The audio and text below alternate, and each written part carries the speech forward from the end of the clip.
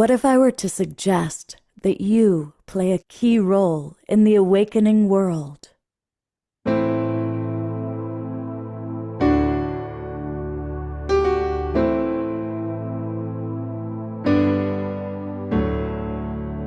that you are watching this because you have heard the call.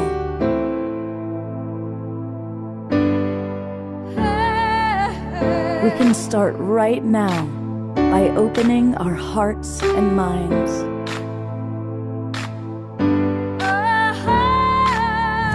Welcome to the awakening world.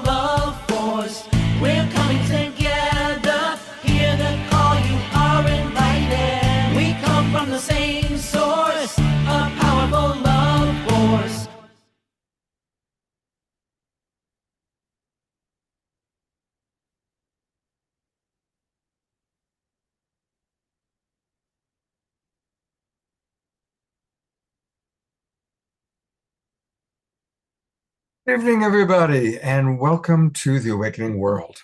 I'm your host, Love Coach Scott Katamas, and tonight we've got kind of two really exciting different pieces.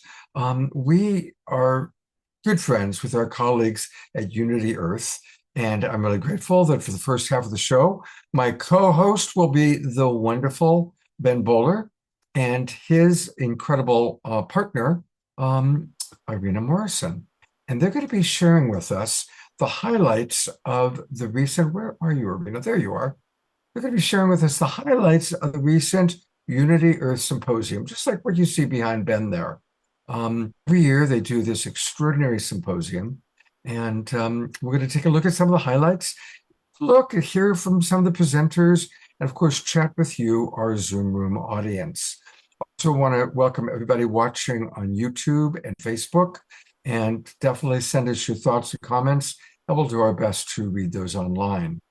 And we, of course, have Omashar, who's going to give us 3 songs. But we also have something very special. Mare Cromwell, our dear friend, is back with us. And she's got a really special announcement to make. She's also going to, this is a woman who's very connected to our beloved Divine Mother, Gaia. And so she's going to connect to the earth, to Mother Gaia, and give us a little message of what she perceives Mama has to say to us, and also let us know about a big event that we all want to be a part of. So it's going to be a really fun show. For those of you in the Zoom room, let us know where you are geographically, and let us know if you watched parts of the Unity Earth Symposium and what stood out for you, because we're going to comment on that. And to get us rocking and rolling, I'm going to turn things over to the irrepressible house musical artist for Global Peace Tribe, Mr. Omashar. Well, namaste, everybody, and irrepressible I am. So I love that, Scott. Thank you so much. And our Facebook family and YouTube family, thank you so much for joining us. We are with you right in here. So without further ado, I need to mute a couple of people. Hang on. Can you co-host me, please, again? All right. Thank you.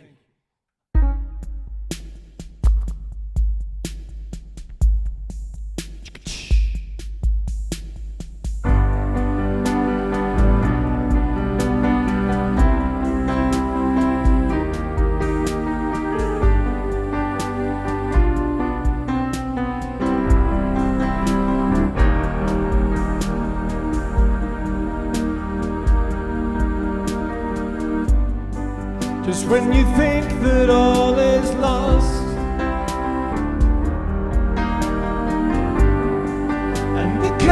and looks to fall. Perhaps it's just a song of hope that calls, and your trust in life exposed. No need to sit around and moan. Where there is love, there's always hope.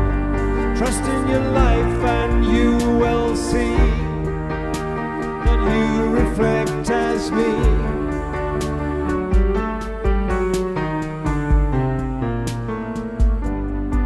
Another day is here for you to live, and I'll walk it through with you. There is no doubt your heart is pure and true, so I came to remind you. No need to sit around and mope. Where there is love, there's always hope. Trust in your life and you will see that you reflect as me.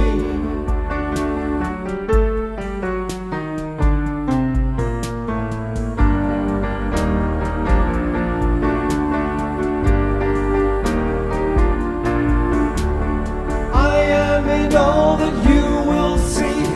Have trust in your life and trust in me. Dust yourself down and I'll lift you up. I will fill your loving cup.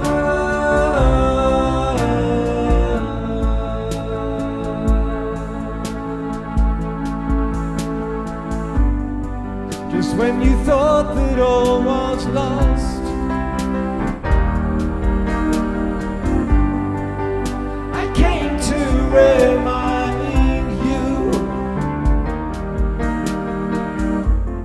No need to sit around and mope. Where there is love, there's always hope. Trust in your life and you will see that you reflect as me.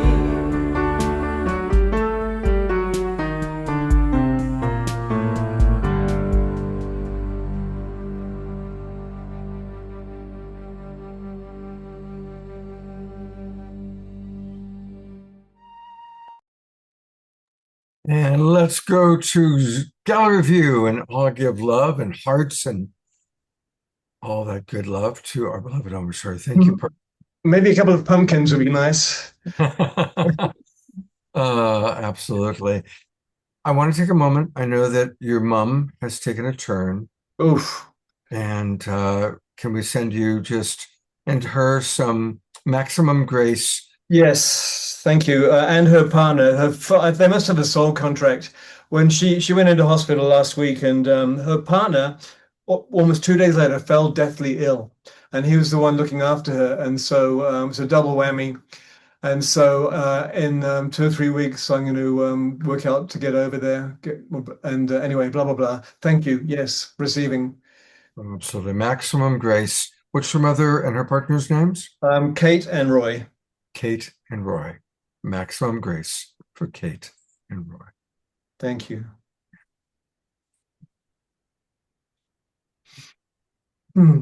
Well, here is our beloved friend Ben and his colleague and partner Irina.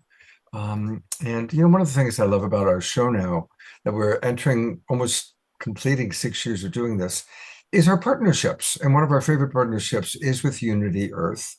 And we've been working with you, Ben, from the very beginning when we first got started back in 2020. And every year you have your symposium, but this year you did it at the same time. I was at the Conscious Life Expo, and so I wasn't able to participate as I normally do. And so thank you for both of you for being with us tonight and putting together this kind of special greatest hits clip, if you will. And while I pull it up, I'd love for you to just share with the audience, anybody who doesn't know about Unity Earth, about the symposium, if you could introduce that for us, please. Oh, Irina, do you want to kick that off and then I'll follow up? Why do you do this to me every time?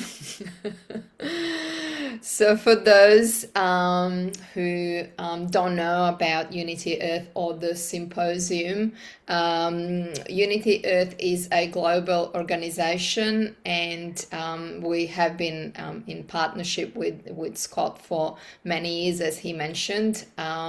So, we do events mainly bringing people together, creating that container, a platform where we can, magnify the energies of peace and oneness. Our major events, online events, are World Unity Week in June and Peace Week in September. And Unity Earth Symposium is one of those annual events that happens every February. And yes, this year we did do it a little bit later in the month than we usually do. So Unity Earth Symposium kind of sets the tone for the following events for the year. This year's theme, Spiraling Up, a New Energy for Planetary Consciousness. What can I say? It wasn't just a catchy tagline. It felt like collective rise into a more mature, more responsible kind of our collective consciousness. It reminded us that even with all the chaos in the world, and it feels like world is spiraling out of control, we actually felt that deeper, more intentional movement of spiraling up instead of out of control. Yes, it was a wonderful event. I'm really glad that to Scott and that we have this opportunity to share the highlights. And I'm quite curious to hear your comments from the audience, and what feelings and thoughts it stirs up within you. So the symposium may have ended, but the spiral is only widening. Oh, beautiful, beautiful, Irina. Thank you. Such a wonderful explanation of what happened in February at the symposium. And Scott, let me echo what Irina said, that we're really grateful to be back here at the Global Peace Tribe and the Awakening World. And yes, it is a long running, I think we're twins, right? So let me just zoom out a little bit and a thought experiment. Think about people in the future and historians when they look back at this time. When will they say that the new era began? And I think there's a strong argument that you could say December 2012 with the Mayan calendar, and there are so many birth events and so many initiatives got launched, and we know so many of them, including our first intercultural festival was across those 2 days in Thailand. Unified did their first meditation, Barbara Marx Hubbard, Steve Diamond. And where were you? December 21, 2012. It was an epic moment. But I think an equally valid argument of when the new era began would have been this time 6 years ago, in March 2020, when everything changed. And it was out of that time that the Global Peace Tribe, the Awakening World, was born, and World Unity Week was born. Purpose Earth emerged, and so much else besides. So I think we are living in the new era. We just haven't named it yet.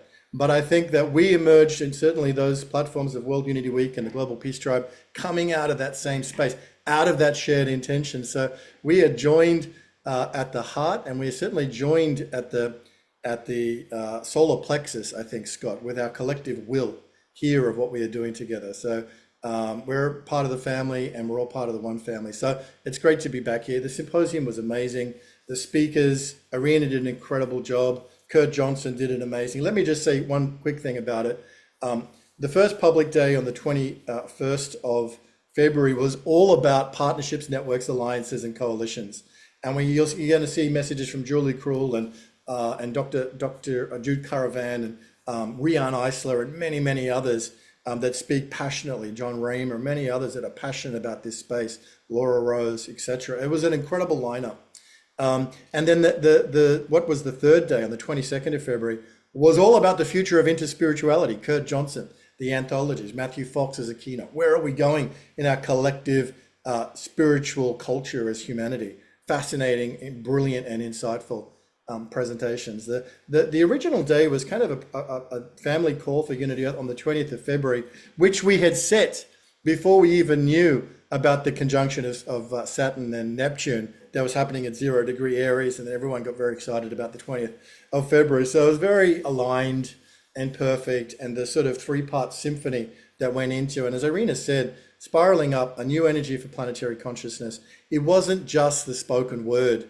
What we got back from the symposium is people were experiencing that, a spiraling up and a new energy for planetary consciousness, to which we're all a part and which we all belong. So thank you for doing this, brother. It's wonderful to be here with you and the Global Peace Tribe. Well, I'm going to start the video in about 1 minute, but I want to riff on one thing that you were talking about. And that is, it's interesting. Earlier this morning, I was in a Zoom room with Julie Krull and Scarlett, formerly known as Tammy. And Scarlett was bringing up how when the pandemic hit in 2020, everything changed. And we all knew that everything changed. And while this kind of chaotic thing was happening, it gave birth to all these organizations: Unity Earth, the Global Peace Tribe, the Connection Field.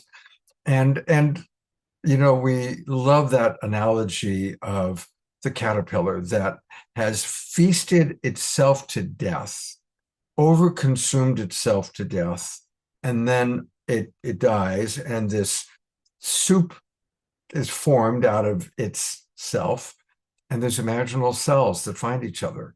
And one imaginal cell is Unity Earth, and one imaginal cell is Connection Field, and one imaginal cell is the Global Peace Tribe. And then within that are all of the individuals that are watching us and that watch all of these programs. And we all are coming together to create the butterfly, to create the new paradigm. And I want to acknowledge that it feels to me like 2026, as the year of the snake shedding its skin, the fire horse moving forward. Now we have to really increase our efforts again, because there's a new war. And this new war is an especially terrifying new war for how it could escalate.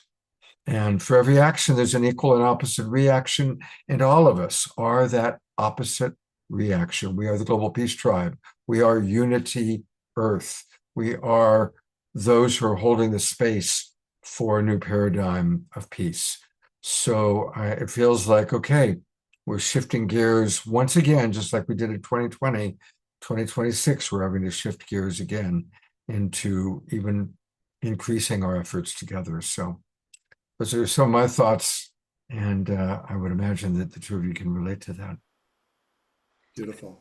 All right, let's take a look at the video. Now we're going to periodically stop it and get comments. So all of our Zoom roomers, please pop, as you're watching, comments into the chat box. I'm going to periodically stop. We'll talk about what we just saw, and I'll read some of your comments. And of course, and Scott, if I can just real quick give a shout out to Tom Fellner, who at short notice had to go through 11 hours of video to produce this 45-minute package. So deep bows to Tom Fellner. Thank you. Absolutely. Thank you, Tom. Thank you. Thank you. Let's make sure we send this video of tonight's show to Tom so he knows that. All right, here we go. Oh, that's Unity Earth, actually, which, while I've got it up, I just want people to know that to learn all about Unity Earth, go to unity.earth. And that's where you can discover all about this wonderful organization that Ben and Irina have put together, along with many other colleagues. And we're also going to meet one of their favorite colleagues, Amanda Waring, a little bit later in tonight's show as well. All right, here is the video.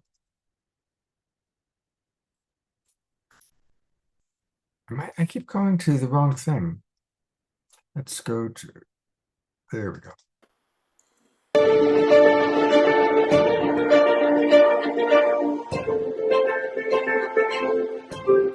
We're gathered under the beautiful theme of spiraling up. And I love that phrase, because spiraling up doesn't mean rejecting everything that came before.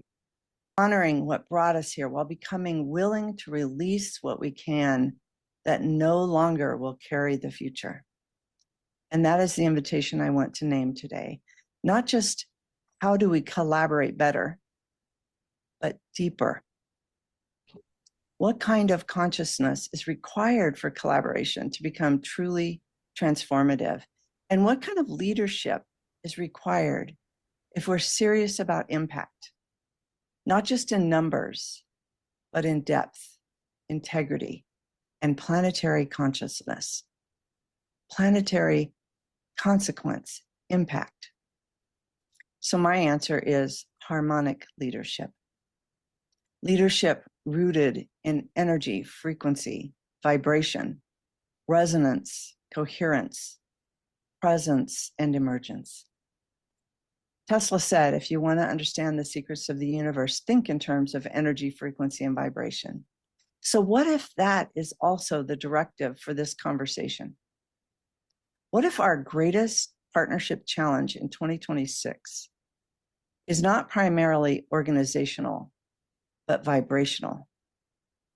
Because many of us are still trying to build unity using the architecture of separation. We're still conditioned by brand competition, scarcity and funding competition, control-based decision-making, fear of losing relevance, and inherited structures that reward fragmentation. And then we wonder why so many coalitions become exhausting. You cannot build a unity movement with the architecture of separation. We need a new operating system. And that operating system is rooted in what many of us here know deeply, a unitive narrative, a lived recognition that reality itself is interdependent, relational, and whole.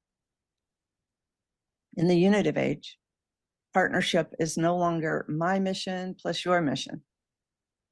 It becomes shared stewardship for the good of the whole, for Earth, all life, and future generations.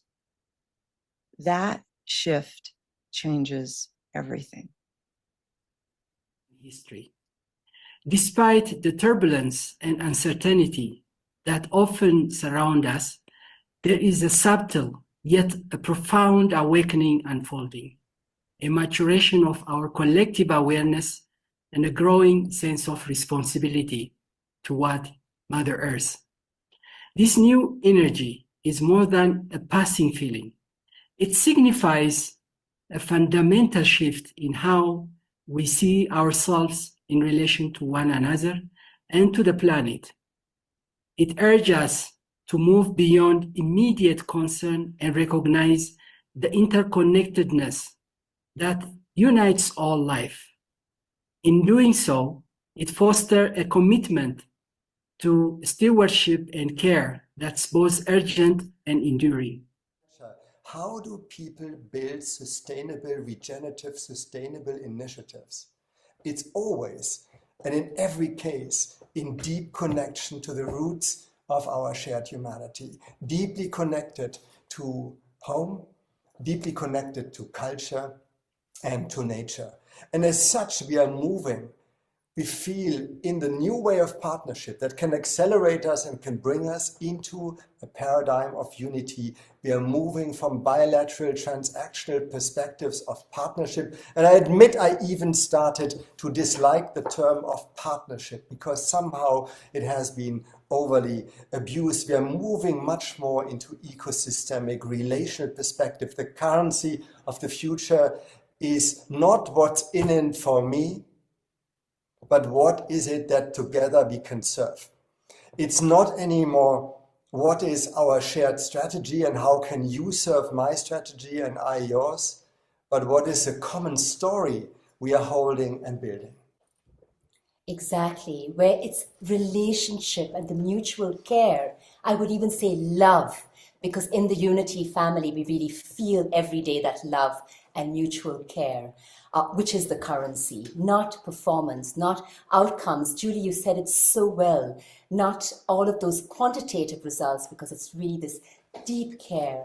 It's, as you said it, it's not anymore the old between sectors, Julie. What we found is in this approach, we've had, in fact, from the most unorganized, spontaneous grassroots movements, which have come forward in co-creation more than partnership, to the enterprises, businesses, to universities, which have become homes for humanity, and to, in the Philippines in December, an entire municipality. So from the police and the army to the municipality to the former warlords in Mindanao became a home for humanity. Violence. And so my journey over the last few years was to study the teachings of Jesus, independent of religion, independent of institutions. And what I found in his teachings was an amazing person who went through his own personal transformation journey into consciousness, in what he defined as kingdom consciousness, maybe a term that doesn't fit in our language today, but what we would call the beloved community consciousness, the oneness of humanity. And in that consciousness, he also taught us how to move in that consciousness. He wasn't about people believing in him and that he died for our sins so that we would have life in the afterlife. It was about how we live and manifest this consciousness on earth today. And I know that many people around the world are engaging in consciousness work, spirituality, enlightenment spaces. And I want to challenge a lot of what's happening in this world, because many of us who are engaging in this are disconnecting from what is. We feel as if we have gained some insight that makes us look at others as different. That they are living an illusion and we are entering into reality. And what I want to invite us is to look at this as still we are trapped in that old consciousness, in the consciousness of patriarchy, in the consciousness of duality, in the consciousness of us and them, in the consciousness of right and wrong, in the consciousness of judging those who are not like us. And I want to really challenge us in the spiritual world to really begin to understand that for us to move into the new consciousness, it means to fully be present to fully what is happening in the here and now. And this is what Jesus was teaching. Before we get to Pato, they did pause that. We could all be united. Tell me why this so. I want to comment on what just happened. Pato. Planet Earth can provide everybody's needs. Tell me why this. There we go. We will definitely go to Pato in a moment. But the gentleman who was just speaking is not someone I've seen before.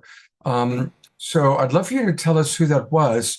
And I noticed that there were some comments that came in from our audience. So, that was a very dynamic statement he was making. So first off, tell us who that gentleman was. Oh, yeah. Well, that, as Irina said in the chat, and for those who maybe can't see the chat, that was Sami Awad. Actually, he is a contact of Tom Fellner, who made the edit of the video. But Sami is extraordinary. He is a Palestinian peace builder. He lives in Bethlehem. He's from the minority Christian community in Palestine, and a phenomenal, authentic voice of our time. So we were very, very grateful to have him and speaking so eloquently about the studies he's done on Jesus. He's got a book out, and I think it's called The Awakening. We'll find it, Irina. We'll get it in the chat. He's got a book out at the moment, which is all around awakening, Scott, which is great. But it's really about his, removing all the kind of millennia of crossified religious perspectives and going into the heart of who was this man, Jesus of Nazareth. And that's the work that Sami's done. And then he's asking, what has he got to say to us today? In particular, in the context that Sami lives in, Palestine and Israel, and the conflict, never ending, it would seem. But he's really identifying the heart of the message, which you can boil down to the Sermon on the Mount, and, love thy enemies. But Sami's extraordinary. He's a very important voice, Scott. Thanks for highlighting him.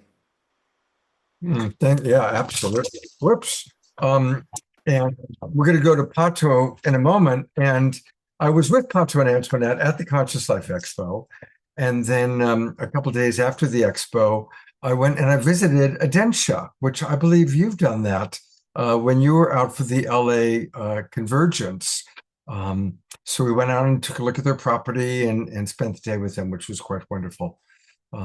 So anyway, Adventure's amazing. Adventure's amazing. What an experience! And Sammy's book, just to close that loop, is called The Sacred Awakening, and it's just out. So Okay. go and find it. yeah, if you can find that link easily, pop it in the chat box for everybody. A couple of comments that have come in, which I do want to read. Eleanor Joy writes, be in the here and now, plus have a consciousness of we rather than me, starting with our current relationships, whether of an intimate nature or a casual nature. Absolutely, Eleanor Joy. Thank you for putting that in there. And Tiara was tuning in and feeling the Christ consciousness. So I want to acknowledge that. And Ayada writes, hello, dear tribe, sending loving blessings to all from the sacred Salish Sea. I feel so blessed to be part of this community, particularly in these fraught times, and recognizing, yes, we started at the start of COVID. And with the greater escalation into war, she acknowledges how important it is for us to all come together in connection, peace, love, kindness, wisdom, and solidarity. Those are Ayada's beautiful words. And we now get to go one of our absolute favorites. Before we continue, Scott, do you have your computer sound on properly? The sound, the music's a little interesting. Might be the recording. The voice is okay. I'm looking at my sound. I've got noise removal on. I don't have original sound on. Yeah, just try that. But it's you know, when you share screen, there's 3 buttons at the top, and you go down and it says share computer sound, and you can increase the quality there. Yeah. I've got the share sound on. Okay, let's just go for it. It might be the switch to stereo. Sure, it might be the recording. It's all good. Okay. The voice has sounded perfect. Thank you. All right. And I'm going to go back just a little bit to the start of Pato, since I kind of interrupted. There we go. When we could all be uniting, tell me why there's so much greed. When planet Earth can provide everybody's needs, tell me why there's so much division. When we got so much in common, to see a change you gotta be the change. Shine your light, stand up for the right, and let's unite as we all come together as a spiritual family. Let's unite as we all come together on this caravan of unity. Can you make it full screen, Scott? Let's unite as we all come together as a spiritual family. One love. Let's unite as we all come together on this caravan of unity. Well, they say each one teach one, but first we've got to reach one. So we're reaching out to the world for more unification. UNITY spells a unity. That's what we need in our global community. No more hate, prejudice, or animosity. Let's replace that with generosity. One for all and all for one. Each one teach one how to get along. Divided we fall, but together we strong. And if we stand up together, we could never go wrong. Let's unite as we all come together as a spiritual family. Let's unite as we all come together on this caravan of unity. All connected. Have you seen a rising temperature in people's willingness to collaborate and lowering the barriers to really enter into meaningful partnerships and alliances? Actually, for us at Fuji Sanctuary, it was us that had this transformation kind of. In the beginning, it was only for our members praying for peace, and we were devoted in protecting Fuji Sanctuary for the members of our community. But we realized, and this again comes from Nipun, a circle is beautiful, but a circle creates boundaries. with inside and outside. And what we need is one twist to make it Mobius so that anyone can naturally come in and anyone can naturally move out, which creates a flow and movement. And when we were saying, okay, we're ready, we don't want to be a closed community, we want anyone to come and share, then Benton started to come, and Alexander and Ramasan started to come. And then there was this beautiful harmony and collaboration happening. So, of course, your question was more with the outside, but it started within, is our experience. And when we're ready, I think the like-minded people come and go, and it's such a beautiful energy. And that created it really started to create a new environment and culture for us. Julie talked about coherence. Well, that's one step on the way. The first is to get to consensus. Do we understand what we're actually seeing here? And do we come into consensus to move into coherence, to start to recognize with that shared understanding how we're going to make the changes that need to happen, and how do we care for those changes? So let me show you what I'm talking about here. So hopefully you guys can see a title slide that says Partnerships, Alliances, Networks, and Coalitions. And there are 4 areas that we've identified as concerns, the 4 questions having to do with this.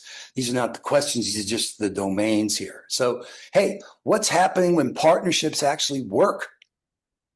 And then what are the barriers, the frictions, and the breakthroughs that we need?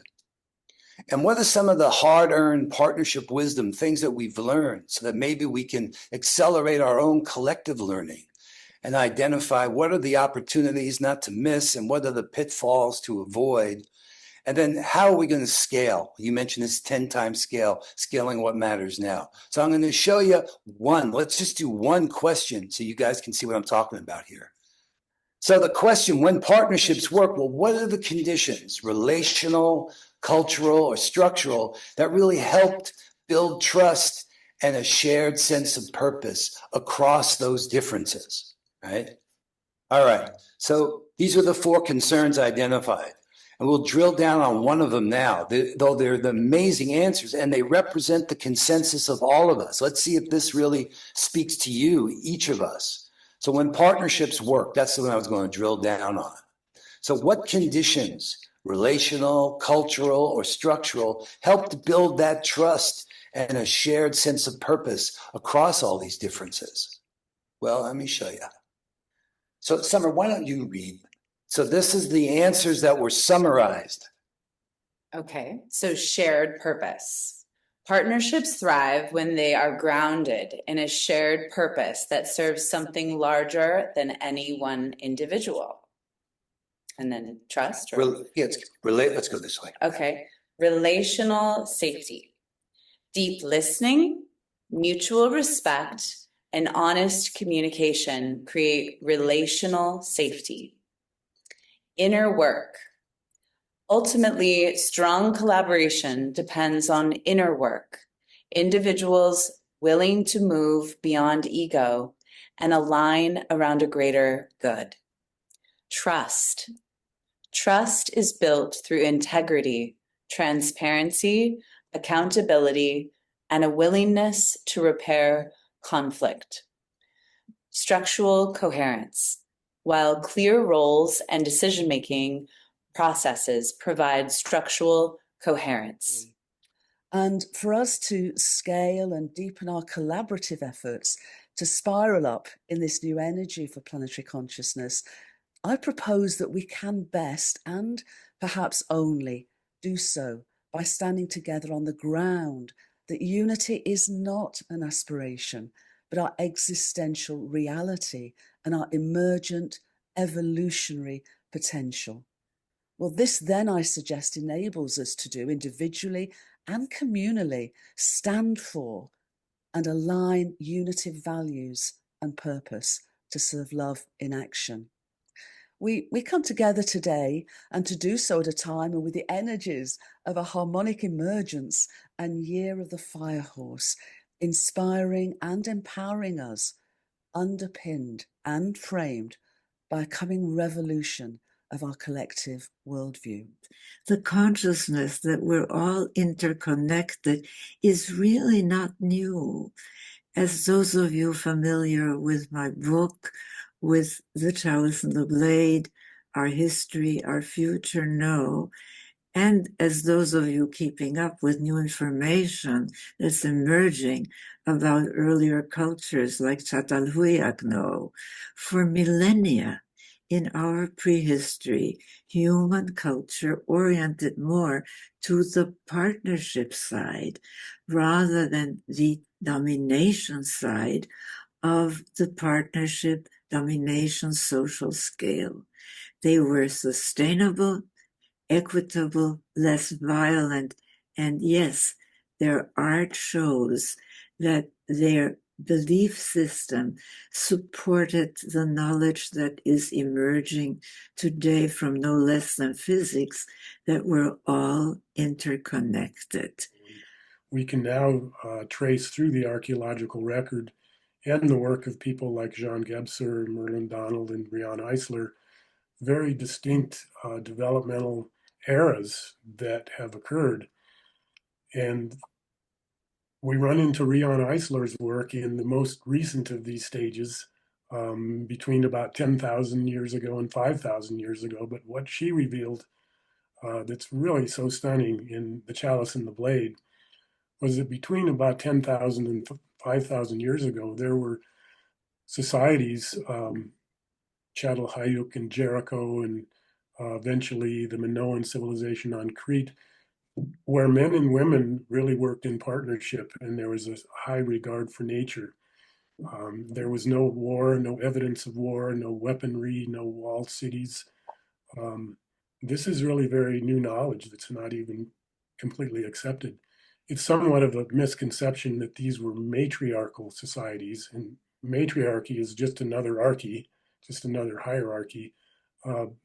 Women were highly regarded, and the Mother Earth goddess was revered. But there's a lot of evidence of partnership.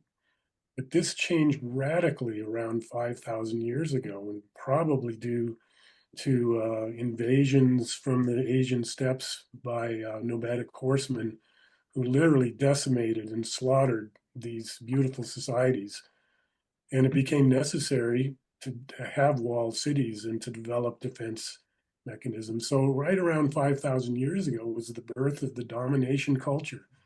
So this planetary consciousness is a call to shift from seeing our role as taking dominion over the Earth, which has caused the economically exploitative and extractive industries and behaviors that led to massive deforestation and pollution of these vital natural resources, to that of the return of an understanding that our relationship to the Earth is sacred, and we must respect and honor all that is sacred. Well, one thing we point out, and all of you remember this, that in the 70s, the 80s, and the 90s, we really thought we were on a stepwise progression to a kinder and better world. We had the work of Paul Ray, we had the work of Paul Hawken, and so many other optimists who were telling us that we were on that direction. But what's happened, as we point out, is that instead we've moved into a regressive period. And it's a regressive period that's really based on three things we pointed out that the original pioneers of inner spirituality did not anticipate. And those three things are these. First was disaffiliation from the great wisdom tradition. And what that has meant is so many people in the world, particularly younger people, do not have access readily to those deep, deep values and those depths of consciousness and behavior. The second thing that wasn't anticipated was this rise of nationalist populism and the move toward authoritarianism and away from democracy on a global level.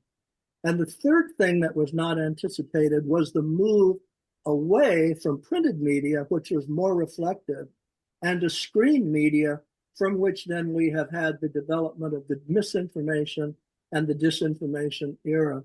And actually a group of over 100 sociologists declared these three changes as an evolutionary catastrophe.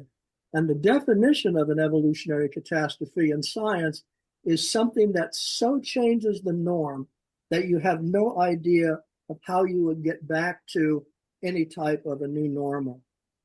So where we end up is very much from the panel this morning by Rian Eisler, Jude Currivan, and Roger Briggs, and that is realizing that we are living in a world that's basically based on domination systems, and how those domination systems work within the realm of the family and home, and how we grow up, how they work in economics, how they work in politics, and even in the stories that a culture tells, and all the stories about who's in and who's out in the ranking systems that those domination views purvey.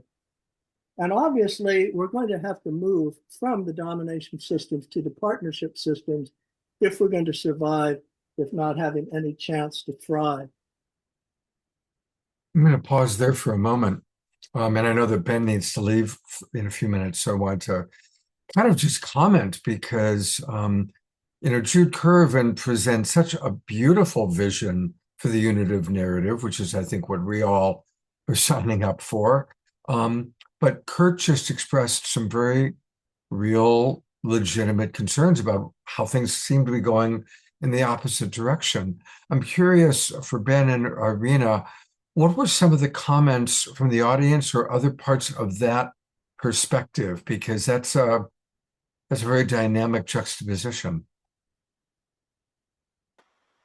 Yeah, I mean, the real world conversation is aware of the dynamics that are happening in, if we look at the emergence of the new world, and we talk about the falling away of the old world, there are different perspectives, Scott, aren't there? Sometimes people say, don't worry about the old world at all. Just live in the high vibration of the new and emerging paradigm. And that's great if you can do it. And that's a beautiful way to approach it. Others may be more about hospicing the old dying systems. And others may be more of a bit of a balance or a bridge between the two of them. I think what Kurt's laying out there with great intellectual authority and rigor is to be aware of the major systems that are transitioning, that are not wanting an awakened world, that are not wanting a global peace tribe or unity Earth, and that may be obstacles to us achieving what we're all working together towards. So I think it's good to be aware of that, and some people are called to be more conscious of that, and others are called to be more conscious of birthing the new paradigm. Irina, what are your thoughts? I do agree with you that the feedback or the comments were mixture of everything, a little bit of everything. But I think that the main message was loud and clear and received very well, that to move forward, that coherent society is necessary, the partnership, the unity, and to spiral up, to evolve further as a race and globally, collectively, that communities need to consciously evolve together in that coherent movement. So I think that main message was very well received, and gladly, I think the entire vibe throughout the symposium was very, very high. Thanking to our guests and speakers and everyone who spoke so deeply and meaningfully about where we need to go. There are 3 videos in the chat box for our Zoom room audience that are really worth watching. One is from Reverend Jeffrey, all about the latest on the age of physics and spirit and the unified human. Then there's a 5-minute video I recently recorded about what I learned from one of my great teachers, Grandfather David, about moving from money, sex, and power as what we're striving for, and replacing that with service, devotion, and humility. And I would love for people to watch that video. It's only 5 minutes long. And then the brilliant Jude Currivan, about a year ago, created an extraordinary video It's 15 minutes long or 16 minutes long, all about the unitive narrative and the true nature of reality. I think it's brilliant. So 3 videos in the chat box. In case we don't get a chance to say hello or goodbye to you, Ben, our partner Omashar just wrote in the chat box, Ben, I'm also feeling that within myself, this resistance to awakening, perhaps it's birthing pains. Connie Baxter Marlowe writes, the vibe was impeccably high in the Symposium. It is key that we feed the collective consciousness with the highest vibration we're capable of. Ben, your final words of wisdom or anything you want the audience to know before you depart? Well, this is beautiful. I just texted Irina and said it's wonderful to be reliving the Symposium. It really was. And he is so special. Tom Fellner has come in the room, by the way, Scott. So we were singing his praises earlier, the editor extraordinaire of this highlights package and digital marketing whiz for Unity Earth and other things. So it's great to have Tom here. Thank you so much, Tom. You did a great job. Yeah, we gave him about 24 hours notice and he managed to do it as a volunteer. But that's the love and the commitment that it takes. We see it a lot in the Global Peace Tribe. We have it a lot in the community. So we take trust and faith. We're living at very challenging and difficult times. And it's so important, these communities, the platform that you offer, Scott, to maintain that positive vibration. What Brother Omashar shared and what Connie shared are so, kind of pivotal to, we need to maintain our own level of consciousness. I would encourage people, if they were, called by any of the speakers, including the ones coming up, dig a little deeper. Go and look up Sami Awad and his book. Watch the Jude Currivan video. Find out what Julie Krull is doing with the Coherence community.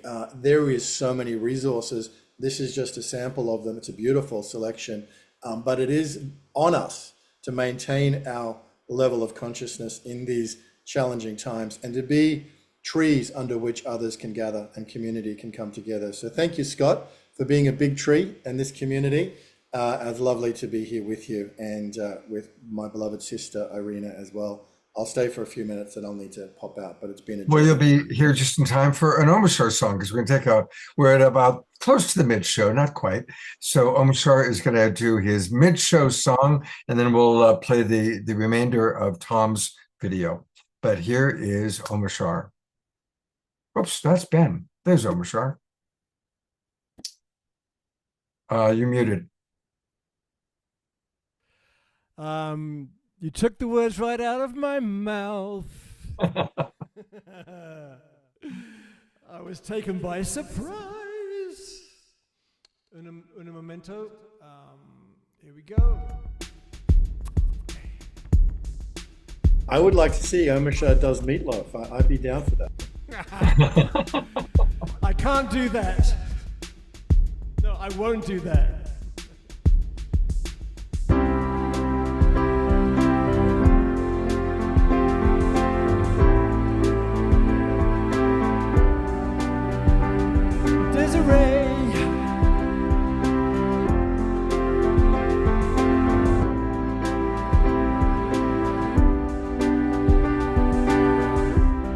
The open roads of this brand new start, the peace that flows through this loving heart, 'cause freedom comes with letting go.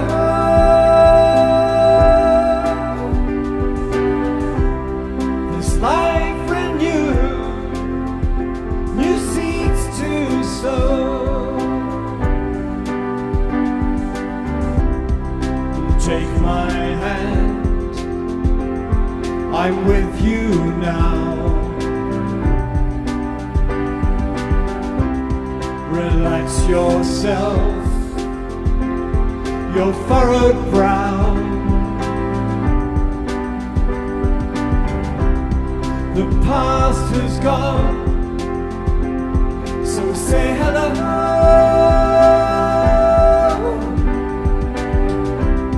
No looking back,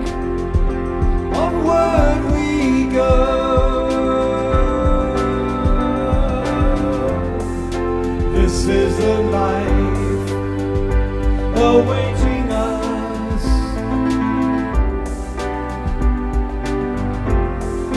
With family supporting us. The sword of truth has cleared the way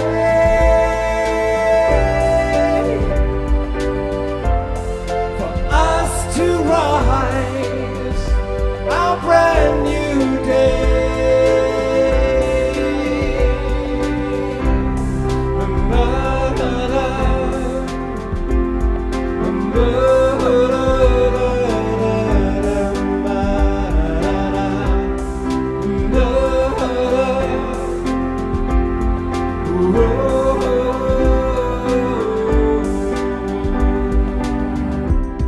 New mountain peaks for us to climb.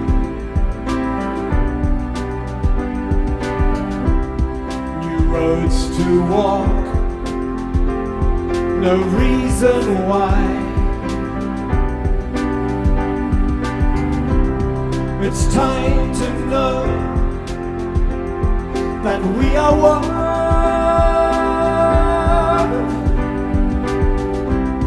With all of life, the central sun. And this is the life awaiting us.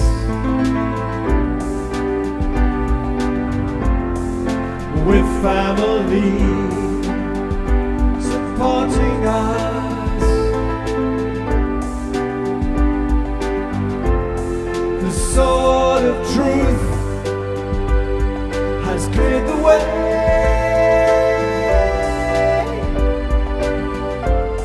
for us to rise our brand new day.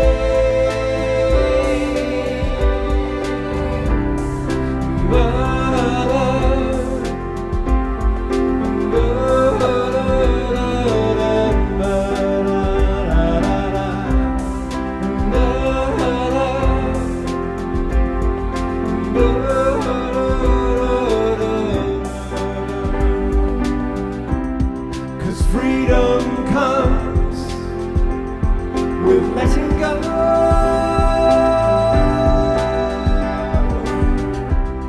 This life renewed, new seeds to sow.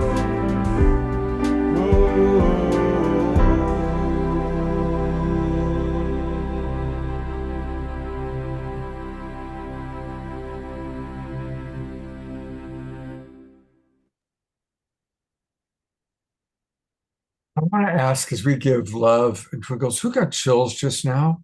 Because I sure was getting chills during that song. That was every line is so appropriate, and I could see something. I mean, Ian was losing it. Like that. Maybe he was gaining it. He was gaining it. He was gaining it, and then Mare and Desiree, who were clearly feeling it.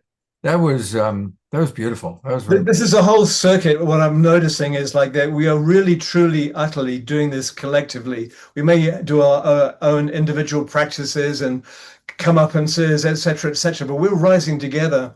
And I find that the more we're in cohesion, the more the source seems to sing through me. And I know that all our other beautiful high consciousness musicians would probably concur. And so this is me just singing the collective, and I really felt the power during this, because I think what Tom Fellner did with the symposium was magic. 11, I mean, we have still more to see. 11 hours distilled into 45 minutes of the most salient points possible. It's amazing. And so I think this is just a collective spiraling up that we're experiencing right now. Thank you. Absolutely. Thank you, Omashar. And of course, Omashar will close us out at the end of the show. We're going to go at least another hour, everybody, so have some tea. Irina is still with us to co-host as we watch the remainder of the video. And thank you again, Tom, for putting it together. And then we're going to hear from Amanda Waring and Mare Cromwell. So we've got a lot left.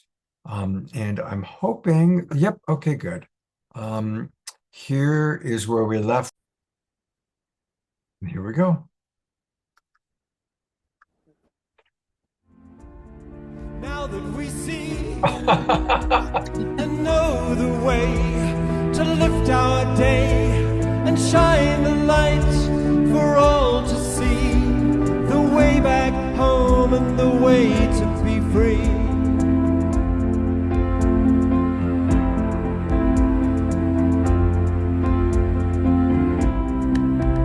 Let our love lead the way.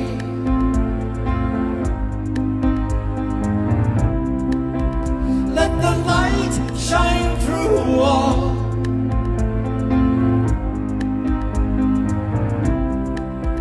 Let our hearts and minds be free.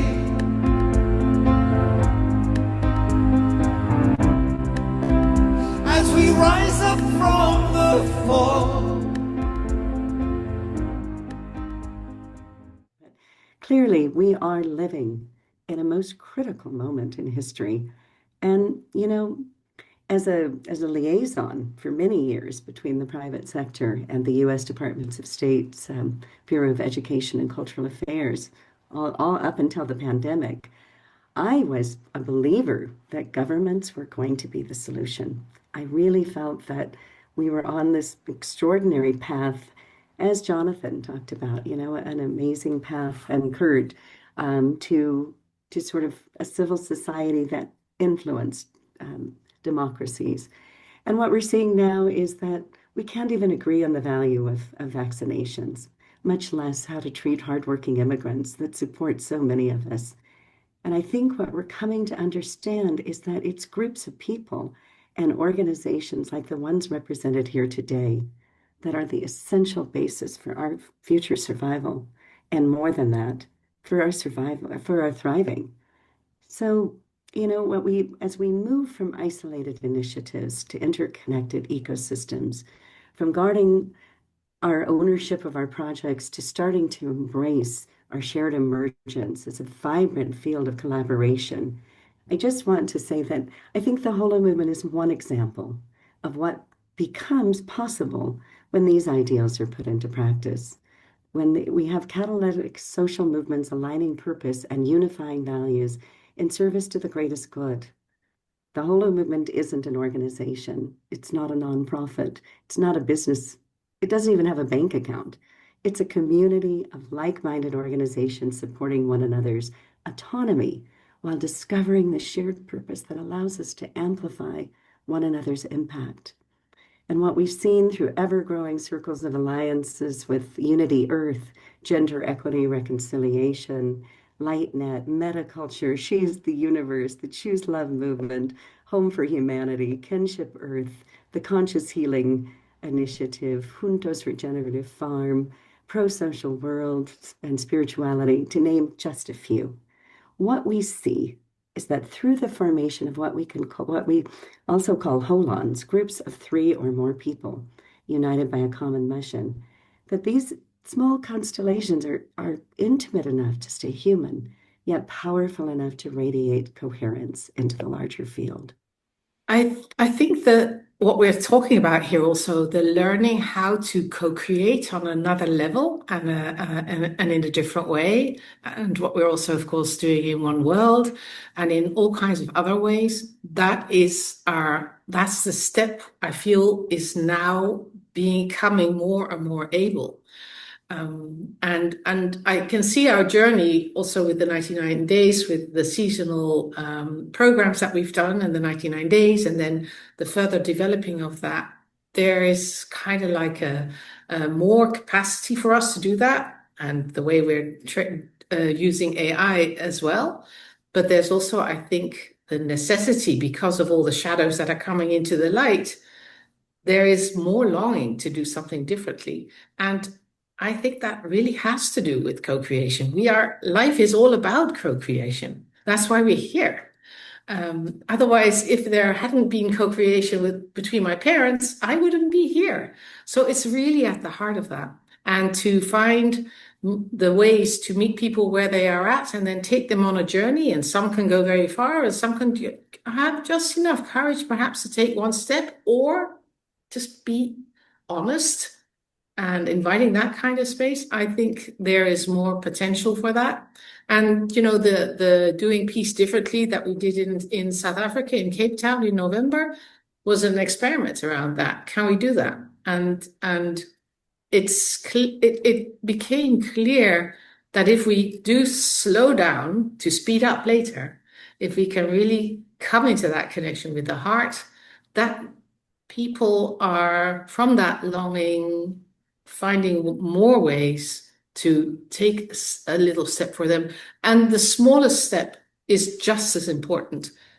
It's such a joy, such a blessing to gather together for this symposium that reminds us not only that we are united as one earth, one universe, one consciousness, but that also reminds us that we are spiraling up together in coherence, in consciousness, not separate, but together. And this is actually what our Vedic traditions, what our Dharma has been telling us for thousands of years. Time is not linear. It's cyclical.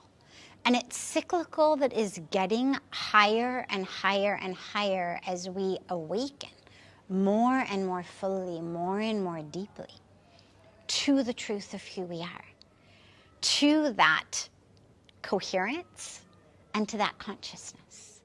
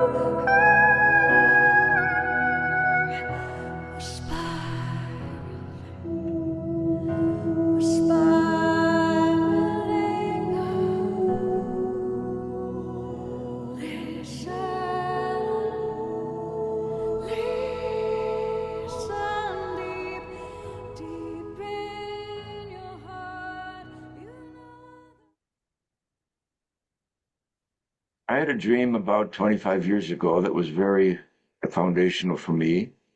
And the dream said this. It said, there's nothing wrong with the human species today except one thing. This is quite startling in itself. I think we could all make a list of 100 things that's wrong with the human species today. But no, the dream said only one thing is wrong with our species. Quote, you have forgotten the sense of the sacred, unquote. You have forgotten the sense of the sacred. Recovering the sense of the sacred, therefore, is obviously foundational to our future as a species and the future of this planet as we know it, and so many other species. How do we go about recovering a sense of the sacred? Well, Thomas Berry, a Catholic priest and geologian, he called himself, a student of today's science, the new cosmic story from science, says that we recover a sense of awe and wonder, which is the sacred, only by rediscovering the universe itself as the primary sacred reality. Well, The universe itself is being rediscovered today. We've got Webb telescope going, pouring images and stories of the beauty of the universe from 13.8 billion years ago right up to today. We are being continually blessed by today's science. And science is one of the sources of wisdom just as much as our religious traditions are today. It's part of deep ecumenism, of interspirituality, to incorporate science, and especially these stories about cosmology and the universe we live in on a regular basis, into our hearts, into our rituals, into our feelings, to move beyond the anthropocentrism that has marked so much of the modern era, so that we can contribute together to a beautiful world and to the wonder that this planet of ours is in the midst of all the other 2 trillion galaxies, each with hundreds of stars. The understanding of interspirituality isn't the new concept. It didn't just come up with Brother Teasdale or others. If you go back 3,000 years ago and read some ancient Hindu texts, it talks about interspirituality, talks about the oneness of all of us. 800 years ago, St. Francis of Assisi, who, I believe one of the most misunderstood, one of the most revered saints, but one of the most misunderstood. He's, often understood as the bird bath saint, when that has no concept of who he really is. But St. Francis of Assisi understood the idea of the oneness of all creation. A few years after St. Francis, there was a Franciscan scholar and theologian, philosopher, John Duns Scotus, who wrote what he called the univocity of being, the understanding of the uniqueness of each part of creation coming together to form the oneness of all creation. What's interesting about that is that a few years before he wrote that, there was a Sufi mystic, Ibn al-Farid, who wrote what he called the unity of being. If you read both of these concepts, they're almost identical. And they talk again about the oneness of all creation, the oneness of each of us. And so if we're going to talk about interspirituality, we're not talking about it as something brand new just happening that we're creating. We're going back, reimagining our spirituality. We even have to look at some of our indigenous cultures, the Aboriginals, the first people in the Americas, even my own Aboriginal, my own indigenous culture, the Celtic. They all believed in the oneness of creation and the oneness of us in the earth and the interconnectedness of all of us. So for me, interspirituality is about being connected to everything and to everybody. And again, one last thing I'll say is, and this more for Christianity but also for other religions, the idea that our whole Christian faith is based on a theology, that our whole purpose here is to get to there, wherever there is. I often ask the question, do you think Jesus came with a building plan or an evacuation plan? Because all of our theology is centered around an evacuation plan, and everything Jesus taught us is about building, creating the kingdom of heaven here, now. So I'll leave it on that note, and I'll just leave it with one last thing that Thomas Berry wrote. And Thomas Berry, as you all know, was one of the founders of the eco-spirituality movement, but he also was a founder in the interspirituality. And he said, we go forth with a singular spirituality or we'll perish in the desert. And he wasn't talking about whether we worship on Friday night or Saturday afternoon or Sunday morning. He wasn't talking about how we hold our hands or what name we use for God. He was talking about our understanding and our belief in the oneness and the interconnectedness of all creation. So peace and all good, and thank you. But the reality of what is going on is it's not exactly the direction that we all hope to be walking right now. So I feel that this conversation is important because we are also at the cusp and the crossroads where we have the opportunity to really manifest this energy and the likeness of God and the Spirit of God in a time when humanity, deep within our soul, we are thirsting for this love. But this love cannot be found through deliberations, through conversations, through isolating ourselves in a mountain and meditating on our own. This love can only be found through our spiritual activism to go across borders, to go across the divides, to go across where people have been injured, to go across where there's injustice, to go across where our fellow humanity is being, dealt with in a way that is not fair, and become that energy of bringing us back to basics, bringing us back to believing that we are the children of God, and it's through us that God can manifest on earth. Don't you sense we are on the edge of something vast? There's something that we can't quite put it into words, but that it's this momentum building. And this is basically the sense of what we have as the movement of movements, or the Holo movement, which is literally the movement of the whole, a term coined by David Bohm many years ago that Will Keepin will tell us all about. But I don't know about you, but I feel that there's a wave coming, a wave of energy that is showing up just in time when so much feels like it's buckling and dissembling all around us.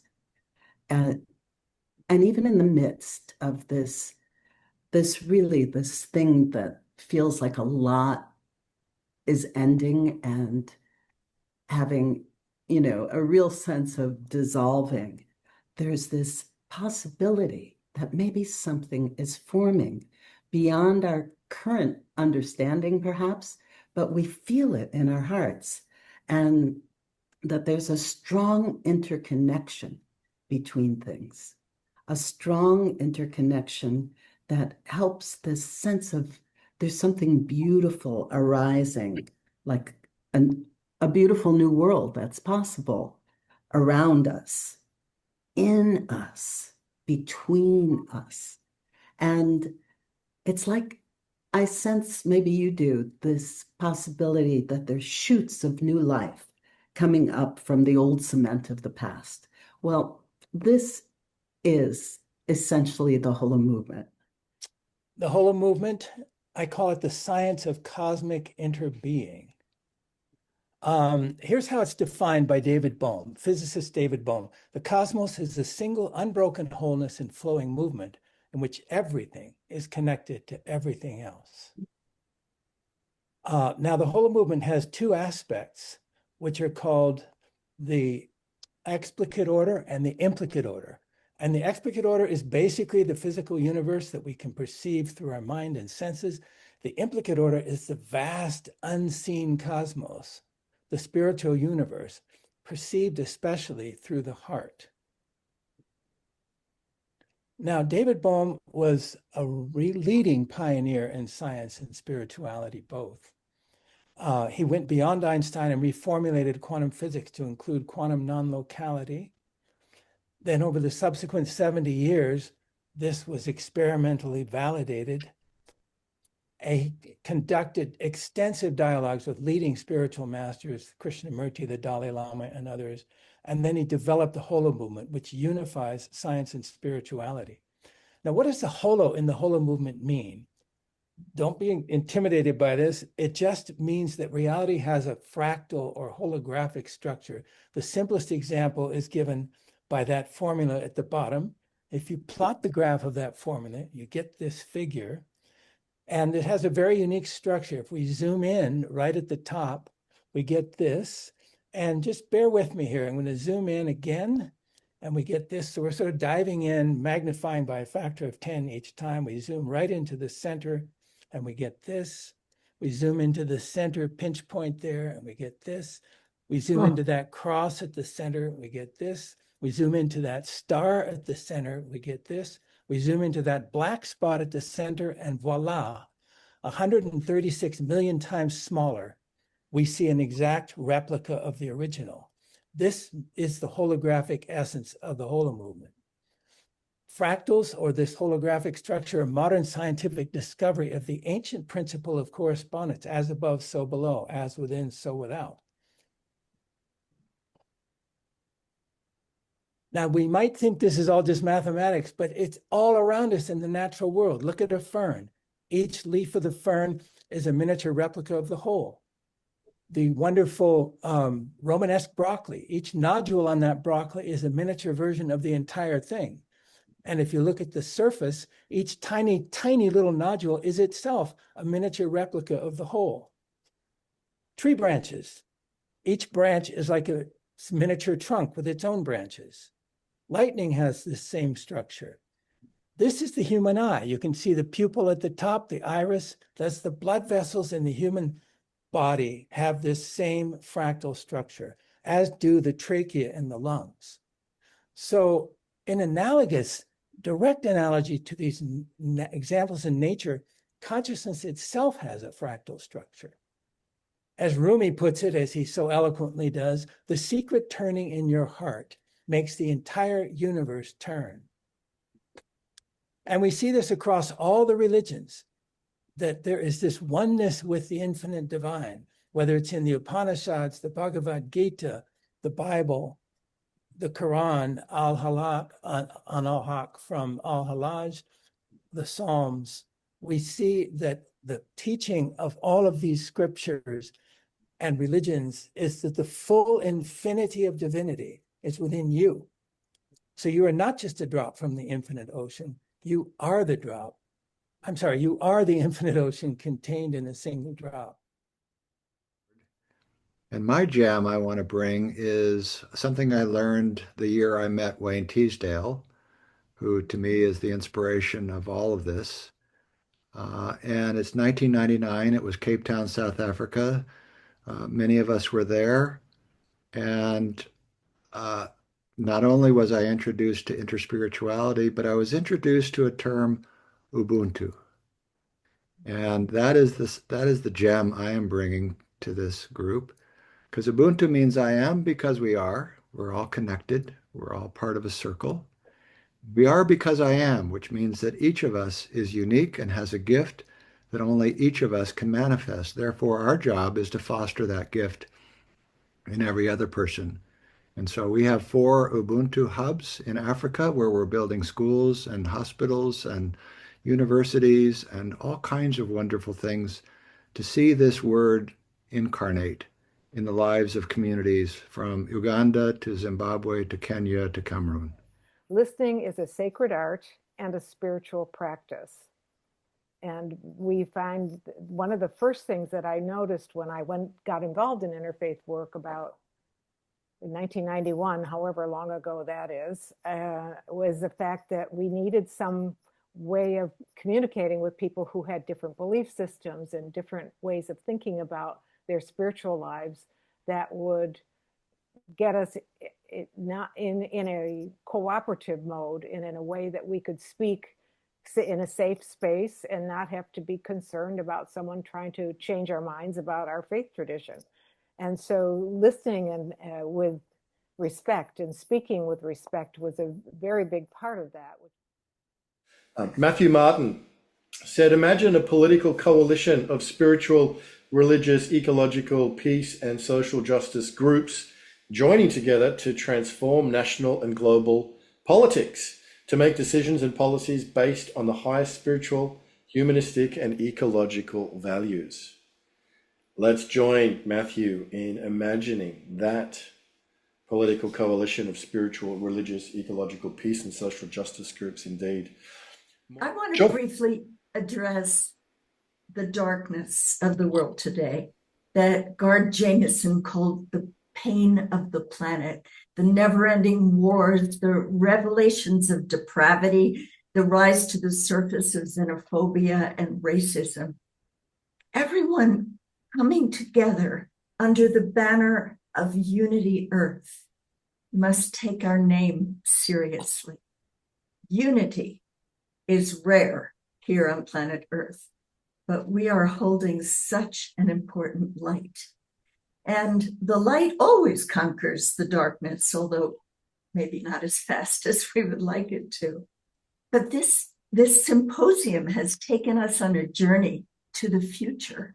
giving new energy for planetary consciousness as we spiral up together. So we started on day one when we gathered as family, and we had that special feeling of one home, as Rama and Alexander would say. And then on day two, we examined new kinds of partnerships. Julie Krull pointed us so brilliantly toward partnerships that are based on aligned frequency and harmony that weaves together our differences. Syed Salman Chishti mentioned shared noble intention. I love that phrase because really ours could not be more noble as we all strive to bring this planet to a place of more light. And I love that Jonathan Granoff spoke about Hearts Without Borders. Beautiful. And Yuka Sayanji and Laura Rose spoke about the importance of caring for one another.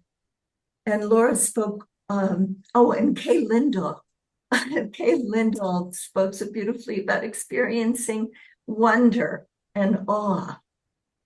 And then on day three, when we moved into the future of interspirituality, we explored the spiritual foundation that fuels this new energy for planetary consciousness.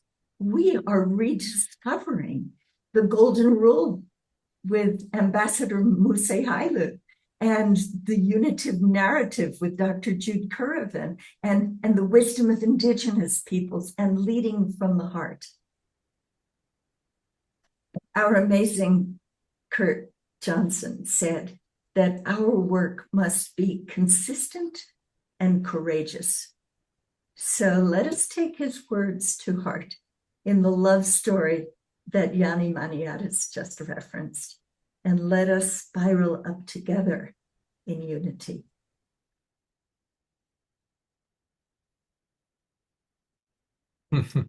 I love that Rev Deb was kind of our final presenter. I'm going to take a quick look at some of the chat, and I want to ask you, Irina, maybe to share with our audience, what are some of the other voices or things that stood out for you that we didn't get a chance to see in this video? Oh, so many, Scott. People in the chat have been asking if they can watch the replay. So yes, they are available on our Unity Earth TV page, on our website, and also on our Unity Earth YouTube channel. And I'll pop the links in there again. So many. We had, I think, almost 40 speakers, definitely over 35. So over 11 hours of content. So I would suggest that, you just go to the links and to our page and browse, see, watch all of the sessions, or any one that sort of the titles jumps out at you. I think for me personally, the main takeaway from this entire event, the whole symposium, from Julie Krull to Deb Moldow at the end and everyone in between, I love how Julie Krull said that the leadership should be rooted in energy, frequency, and vibration. And that really sort of speaks of entire, not just symposium message, but the whole movement and where we need to go collectively. Because on that high vibration, there's no any other way to operate but in oneness, in honesty, in integrity, in peace and love. Anything else especially of low vibration cannot take place. So that's something that I personally thought more deeply about it throughout the symposium and after the symposium. And I think every single speaker had that underlying message that, to go forward collectively, globally, as one race, as a human race, in humility, in oneness, in love, in peace, that the frequency, energy, and vibration is of the highest importance. And also to go forward in synchronicity with Mother Earth and the entire universe, because looking at nature, the law of coherence already exists in nature. Everyone has a role, and everything has a role, and everything coexists together so beautifully. Nature also operates on universe's law or universal laws. So I think it's us humans that need to catch up with that energy, with that frequency, with that vibration. And the only way to do that is to spiral up. Beautifully stated. Thank you so much, Irina, for sharing that with us. And Amanda Waring, just be aware, I'm going to go to you in a moment. But for all of our friends watching on Zoom, on Facebook and YouTube, if you want to watch the entire programs, all of them, go to unity.earth/TV. And that's where you'll find all the different Unity Earth symposiums, all the different sessions. I think most of the sessions were 2 hours long. Is that accurate? Yes, about 2.5 hours. So there's in total 4 sessions, and about 2.5 hours each. Right. So there it all is. And thank you, Irina, for being with us. And thank you, Tom, wherever you are. I think you're still in the Zoom room with us. God bless you. And thank you. Yes, he did an excellent job putting these highlights together. Thank you so much, Tom. And so much love and thanks to you, Scott, for giving us this opportunity. It was so wonderful to relive the symposium. Ben was sending me messages throughout saying, oh, it's so great to see all this again. Yes, so thank you so much. And thank you for giving us opportunity to share this with the wider audience, which is also very important. And I look forward to collaborating with you again in September for International Peace Week. Absolutely. Maybe even before. Please, when you schedule it, don't schedule it the same weekend as the Open. Please. Yeah, not a problem. All right. Well, speaking of Unity Earth, one of our friends that's been on this show before, who's almost always on Unity Earth, Unity Earth has a meeting every Wednesday.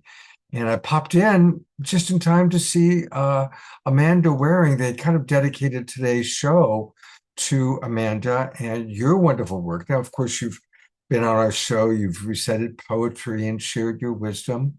But I'd love to give you a few minutes to share with the audience a little bit of what I got a chance to see earlier this afternoon. So welcome, Amanda. Thank you so much. It's wonderful to be here. Yes, so tonight, well, it's tonight in the UK, we did a program on death and dying. So a really important subject matter. So I am a death doula, an author and a filmmaker on end-of-life care. And part of the reasoning for around this was the lovely Linda DeHart and I had created a beautiful short film that really expressed part of me taking somebody through their passing that was a dancer. And where I feel at this moment I'm really, really honoured to be given that time to share with the audience that was there. How do we now look at death and dying in a way that is not shielding us from it, but guiding us through it? How can we look at supporting each other to have those deep conversations so we're not left in a desperate state where questions haven't been talked about, wishes haven't been granted for what people would like or consider for their passing, that we make it a much more normal, loving conversation way before we get to, a time when perhaps it is our natural passing.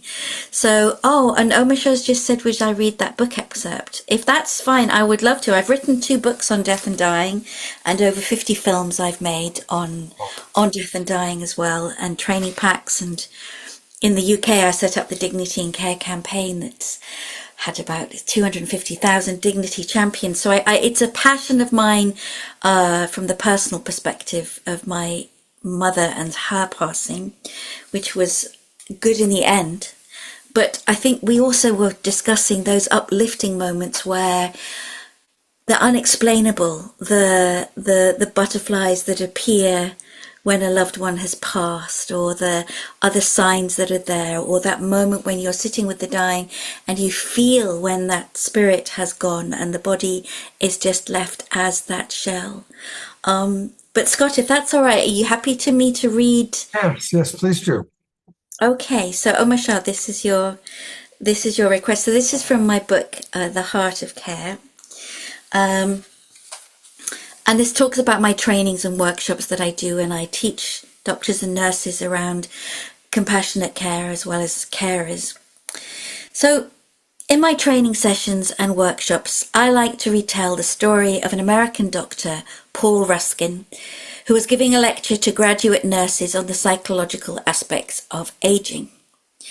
He told them, the patient neither speaks nor comprehends the spoken word. Sometimes she babbles incoherently for hours on end. She is disorientated about person, place, and time.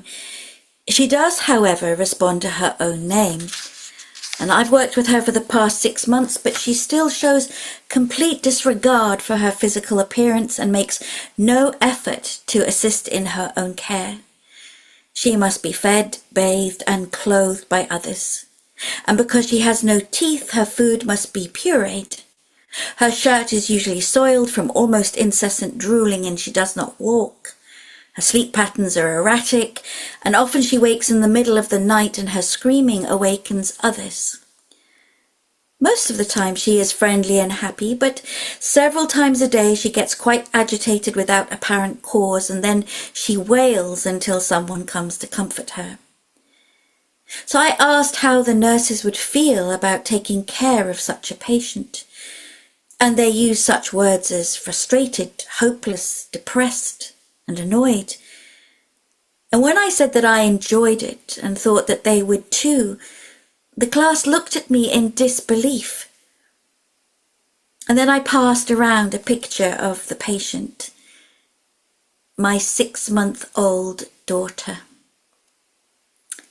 So why is it so much more difficult to care for a 90-year-old than a 6-month-old with identical symptoms? A helpless baby may weigh 15 pounds and a helpless adult 100. But the answer goes deeper than this. The infant represents new life, hope, and almost infinite potential. The aged patient represents the end of life with little chance for growth in some aspects. But we need to change our perspective. Those who are ending their lives in the helplessness of old age deserve the same care and attention as those who are beginning their lives in the helplessness of infancy. And I suppose what I'm asking for everyone is to say this is a rallying cry, because all of us are getting older. There's not necessarily going to be carers for us other than the people that we can get to care for us. So we really, all of us need a national care service so that we're taught loving principles of person-centered care at school. It becomes part of the curriculum. And when I say, we've got a national care service, I've spoken about it a lot on the UK and TV. But they say, oh no, that's not possible. And I'm going, but we haven't even tried that. Of course it could be possible. So I don't know, for me, we are going to have to, as a society, take this on board, which gives us our humanity the chance to give and receive love. Love and care is not a dirty word. Love and care is what it's about, and what's been squeezed out through all of these policies and procedures, and shortening the hours that people can have with elders or anyone that's dying, is that we've just we've squeezed out our humanity, and we've placed it with carers that are overworked, overwhelmed, underpaid. And this system has to change. It has to change now. So we can do this. I totally believe that we can do this if we look at systems changing. And I've been very lucky with my films that I've made. One of my films called What Do You See? And I took it to the Prime Minister when I made that film, which was now 25 years ago. And I said, we have to start putting the word dignity into training, because it wasn't even in the training of doctors and nurses, that concept. And so many times I've seen older people treated with a lack of respect. And now, as we're embracing the understanding of elderhood and what that means, and the honouring of all of our life stages, whatever age we are at, each one is as valid as the other, and each are interconnected, and we're our own unified being. So if we can embrace all those ages that we are and the ages that we're going to become, and not be frightened of addressing our growth. We don't criticize a tree for growing age upon age upon age and getting stronger and looking upwards. But we kind of seem to do that for humans, and our spirits are growing all the time. So this is my work, and I'd love to share a poem with you that kind of relates to what we were talking in the world situation, the symposium as well, and also our death and dying. And it's this: if you plant a seed and it takes root elsewhere, don't turn your back. The seed is still there. It's sowing that matters, the courage to try. Nerves may be shattered, but the seed cannot die. So let's celebrate all the seeds of love, compassion, interaction that we have shared with loved ones. And let's celebrate all the new seeds to come, which will be deepening that understanding of the sacredness of dying and the sacredness of living, and the bridging of the two in a rainbow arc that we will, I believe, remember. If we can remember to let go of our physical body in a gentle way, one of the ways that I was discussing today was about a body blessing. And if you have time, and if that's appropriate, I can take us through a little tiny body blessing. How are you for time, Scott? Well, we're way over time. If you can you keep it? How long would it be, dear? Oh, I could do it in 2 minutes. Okay, 2 minutes max, and ideally one, because we're about a half an hour over time already, and we still have the great Mare Cromwell ahead of us. So amazing. Okay, we just imagine that you're going to bless your hands. So we're allowing ourselves to let go of our physical form by honoring it and blessing it. So bless your hands, these beautiful hands. Think about your hands that have given you the opportunity to touch, caress, paint, to be able to stroke your pets, to love. Bless these hands.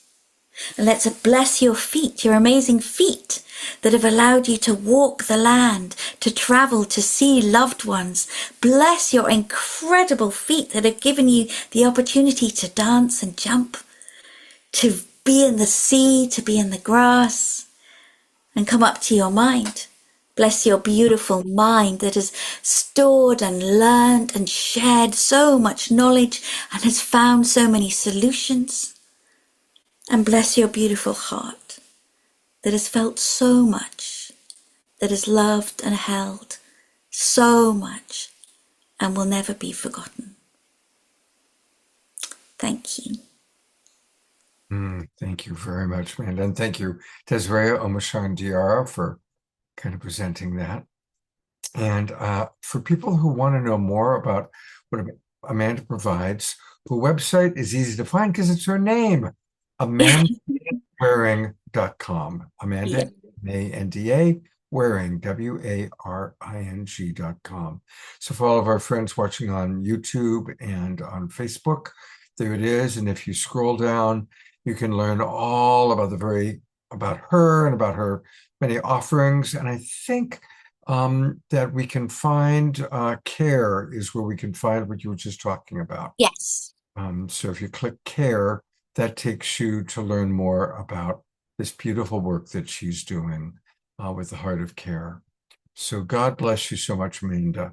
We really Thank appreciate you so much. Thank you for having me on. And it's got to be what, 3 o'clock in the morning, 4 o'clock in the morning? Yes, it's nearly 4. Thank you. But it was so worth to be with you all. Thank you. Thank you very much. It's great to have you with us. So very, very grateful. All right. We are going to go now to Mare Cromwell. And thank you, Mare, for waiting for a little bit. She reached out to me, and once she told me what she was up to, I knew that we needed to have her come on and share it. So here is Mare Cromwell. Hello there, Mare. Hi, Scott. Thank you so much for just saying, come next week, because I literally landed this on you, I think on Friday or Thursday. Thank you for having me. And love to you, Amanda, because we had a great connection in the fall. And I have to share this very quickly. This has been with me in my pocket, in my hands all day. And this is what I see with the Unity Earth. So, it's just, I don't know, there are no coincidences. So Scott asked me to come on to share about something really big that's happening more on the East Coast of the United States, on the other side of the big pond from Amanda. And before I share it, I'm on the East Coast and it's close to 11. I've been up since like 5 in the morning, but that's okay. What I want to ask everyone to do is just take a deep breath in through your nose and exhale through your mouth, and then just drop to your heart.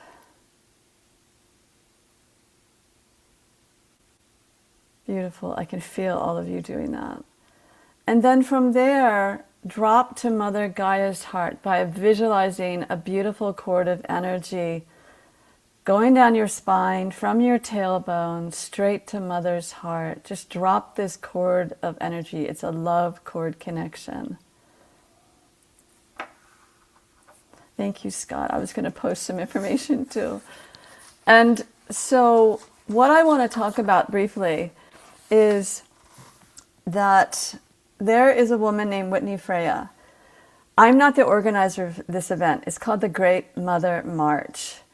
And Whitney's based out in Oregon, and she got a very clear spiritual call from the Mother saying, I want you to organize the Great Mother March. Kind of the messages I get from Mother when Mother told me to write the Great Mother Bible and to organize the 1,000 Goddesses Gathering. But Whitney's the one who got this call. I sit on her visionary council, and she's a dynamo. She didn't have time to be part of this today. And this is a 500-mile empowerment spiritual pilgrimage from Asheville, North Carolina, which is just down the street from me. Like, that's where we do our grocery shopping, to Washington, D.C., arriving in D.C. on Earth Day, April 22nd. And a lot of people, when they were hearing about this in the past few months, they're like, oh, the monks, the Walk for Peace.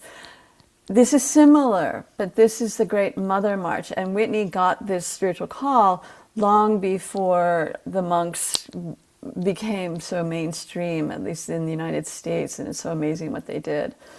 And the Mother said to Whitney, I want you to make me visible.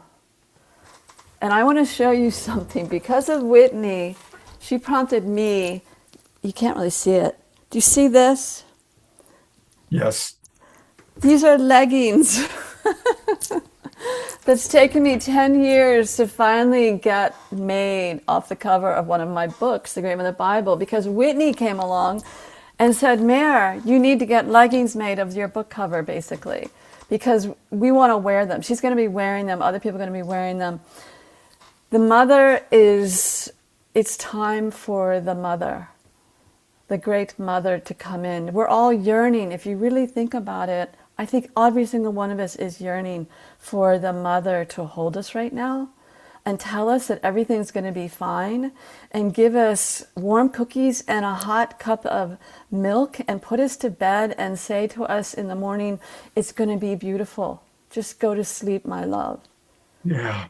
You know, she's really, really calling out to us. And if there is time, which I don't know if there will be, Scott, and it's fine if there isn't, I was going to give an actual message from Mother, and we can do that another time, if you want. I actually would still love for you to do that. Oh, okay. All right. Well, let me talk a little bit more about the Great Mother March, and let me put this information in the chat. So where is that? I've actually popped in both the document. So I'm going to show this to everybody. For those of you in the Zoom room, thank you. In a document, and if you click it, there it is. And then I'm also going to put in the website. So you can go ahead and speak, and I'll handle that, Mare. Okay, beautiful. So this is really, it's a walk of empowerment. It's a walk. It's a pilgrimage. It is not a march to fight against. It is a walk to take us into the future, to take us into the collective way, just as Unity Earth with the symposium last weekend, partnering our hearts together, partnering our visions of how beautiful our world can be. And it already is, actually. The seeds are being planted all over the planet of beautiful ways that we can thrive, not just survive, but thrive into this new earth. And so Whitney's come along, and she's absolutely brilliant. She's an artist, she's an author, spiritual coach. And I'm going to read a little bit about from the manifesto. This is all on that website. You can go to the website anytime, hopefully soon. And this is what she wrote as a manifesto. We are walking, not away from something, but toward what we know is possible.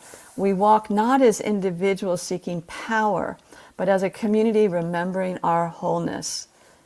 We walk because we are ready to embody the world we long for, a world where care is currency. And I'm getting chilly bumps reading this. Care is currency and compassion is strength. Earth is not a resource, but a living relative. And I would add, she's our foremost mother. Feminine wisdom is honored in all its forms. Communities thrive through collaboration, not competition. Trees don't compete. They are collaborating all the time. Diversity is celebrated as sacred design. Leadership flows from empathy, vision, and integrity. Action is taken out of love, not fear. Change is not a concept, it is a practice. And that the future is not waiting for us, it is asking to be co-created through us, step by step, breath by breath, together. So we walk in devotion to the feminine principle, not as a gender, but as a sacred intelligence that lives in all of us, regardless of identity, the power to nurture, the courage to feel, the wisdom to listen, the resilience to care, create, include, and imagine. We honor the feminine not by excluding the masculine, but by restoring the harmony between doing and being, action and reflection, striving and surrender. We gather to reconnect with the earth, with each other, and with the part of ourselves that remembers that we belong. So this is not a protest, it's a living prayer. This is not a spectacle, it is sacred work. This is not for them to fix, it is for us to become. We march for justice, for healing, for regeneration. We march for the mothers and the waters, the teachers and the trees, the future generations and the ancestral wisdom that still lives in our bones. We believe in practical magic being shared meals, shelter offered, feet sore from the road. We believe in circles over hierarchies, in conversation over competition, in art as medicine and movement as truth. We're not waiting for permission. We're not counting on existing structures. We are moving and creating as one, a body of many hearts in service to love, life, and the great mother who lives in us all. This is how we rise. This is how we remember. This is how we walk the way forward.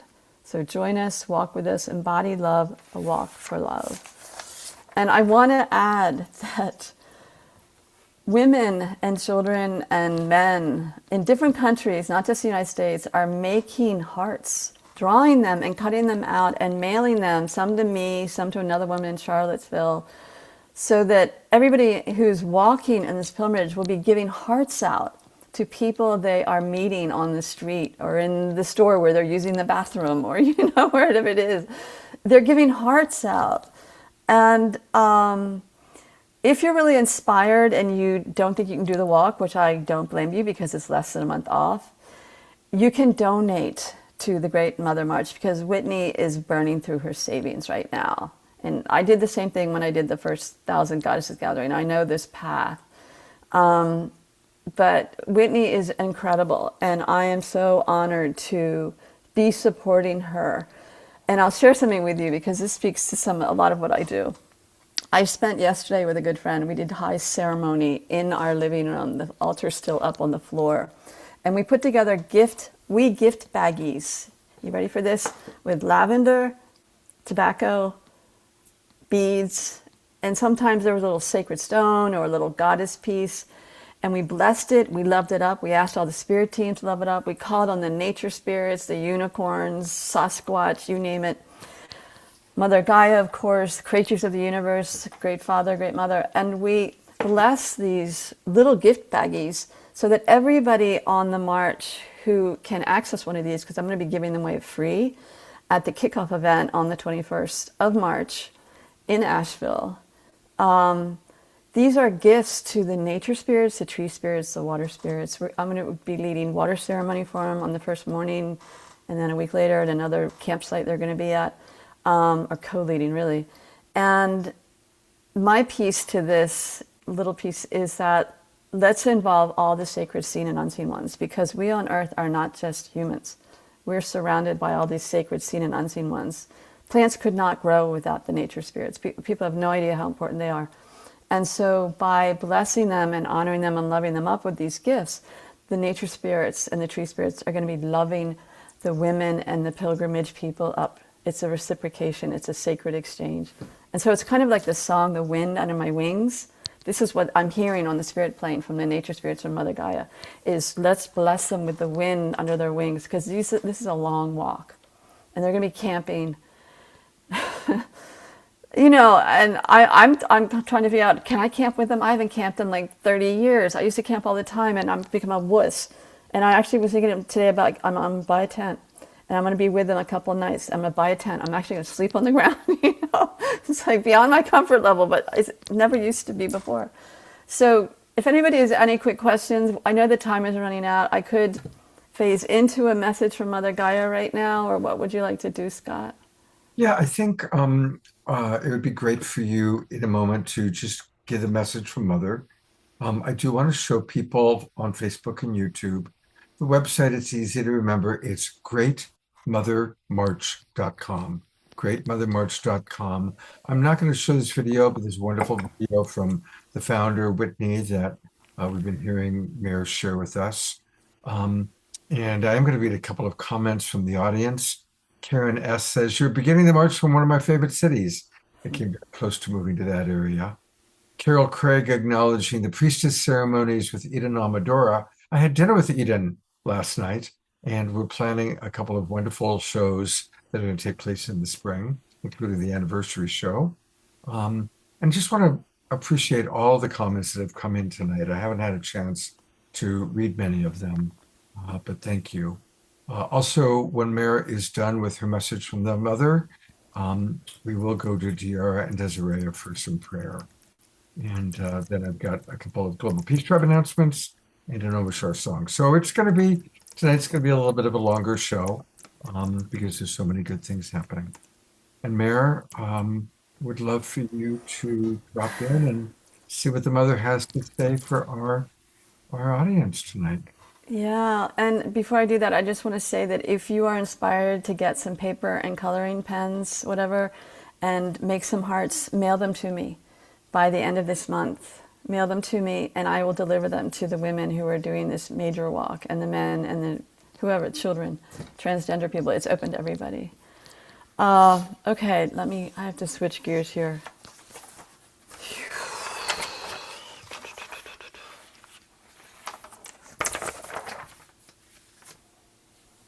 Yes, please. Yes, yes.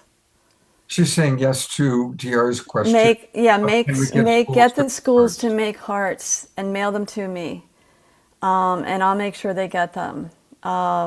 Actually, Earth Haven is a couple miles from where I live. Anyway, let me drop into or drop forward or rise up, however this. Oh.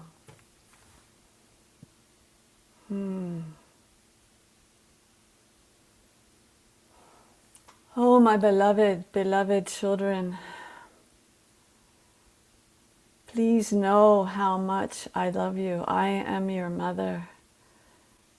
I am your mother who sources from the center of this earth, and my love ripples out through everything in the entire planet, out into the atmosphere, all the multidimensional zones.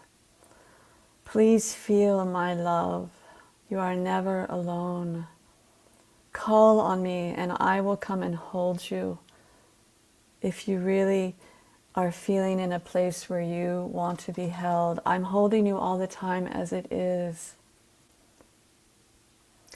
I want you to know that I love every one of my beloved two-leggeds on our sacred earth together.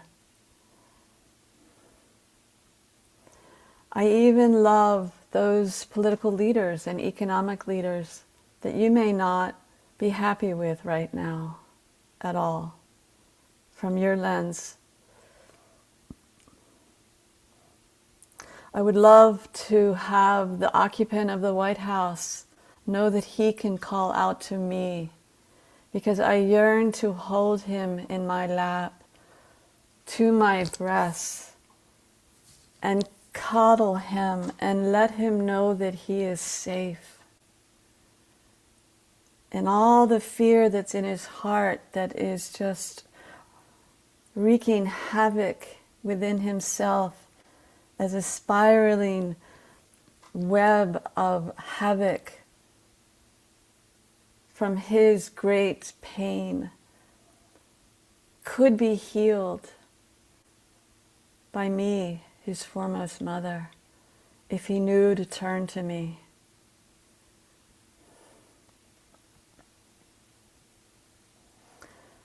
There's so much I want to share with you. I would love for every single one of you to connect with me every day.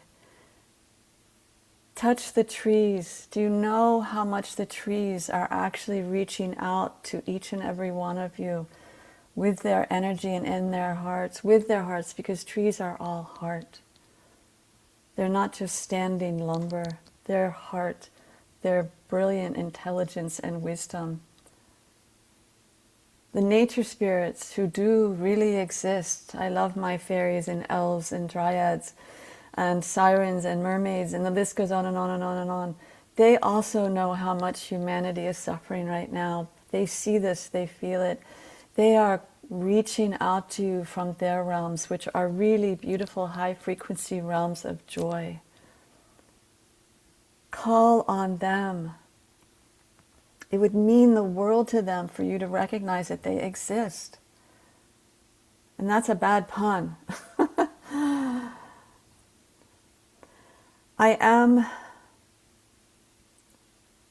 going to share something that may be disturbing or may be beautiful for some or all of you.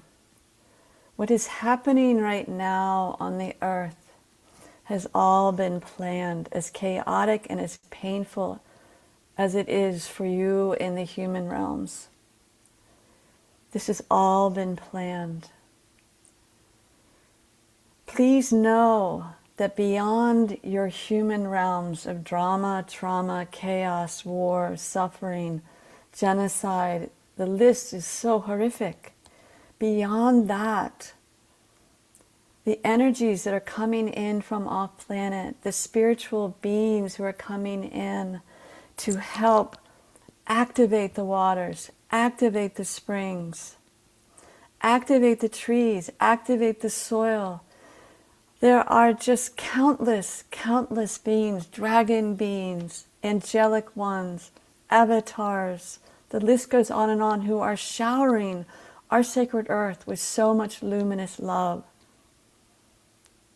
And I'm inviting you to take a deep breath right now and tune in to those realms. And take heart and take hope that this is truth. This is happening. And what is playing out is something that is very complicated, and yet not so complicated.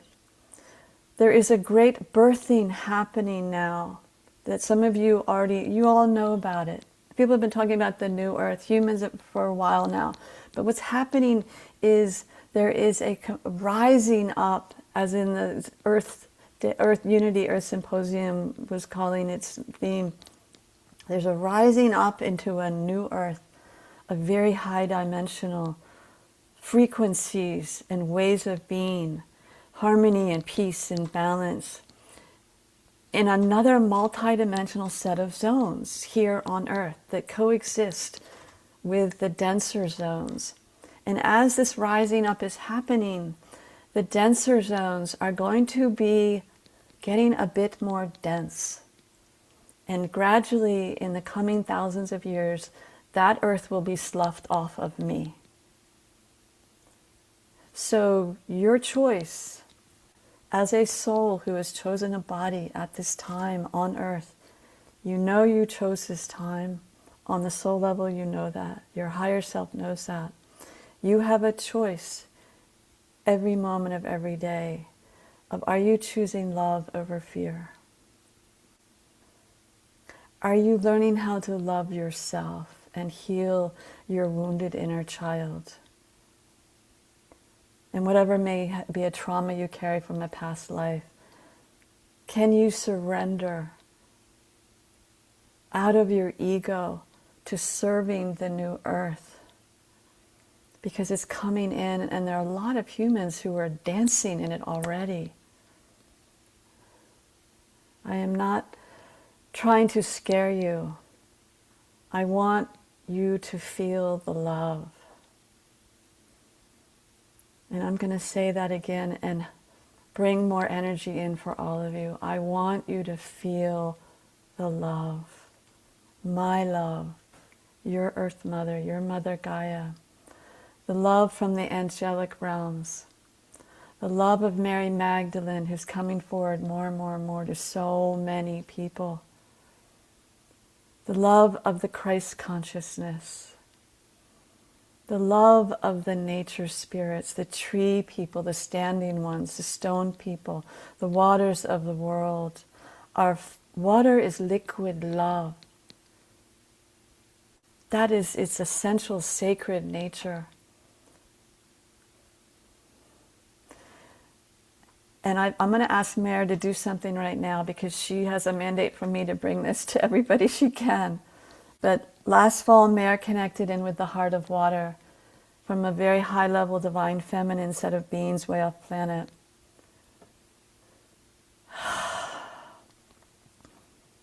So I'm passing this over to Mare right now. Oh, I am that I am, calling on the heart of water to come in and bless every single beautiful person who is here within this sacred circle.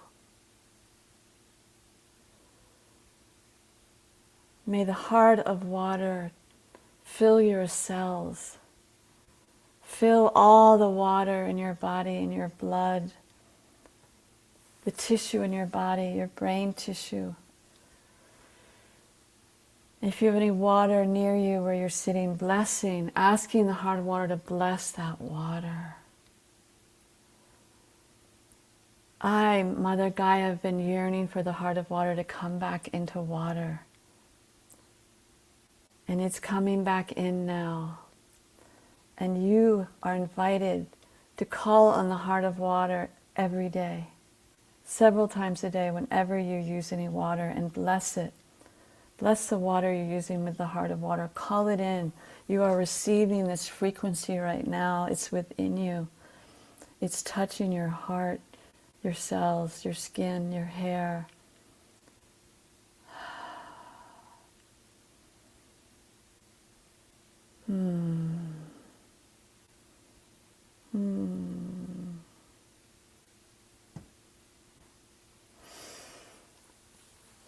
Well, that is it for now from me, Mother Gaia. Mare's tired. Yes, I am tired. So much love and gratitude to every single one of you who chose to be here, part of this show, who show up every time for Scott and Omashar, and all the beautiful love that's shared here, and healing energies, and prayers to Bonnie, who feels alone. Bonnie, you're never alone. Mother is always there with you. Always, always, always. May you really feel her love right now and give back to her.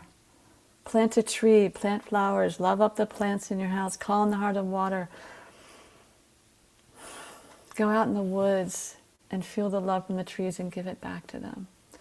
It's all a sacred dance of energy, and Mother's waiting for us to come back home to Gaia's web of love, which has always existed, and we humans lost our way. Oh.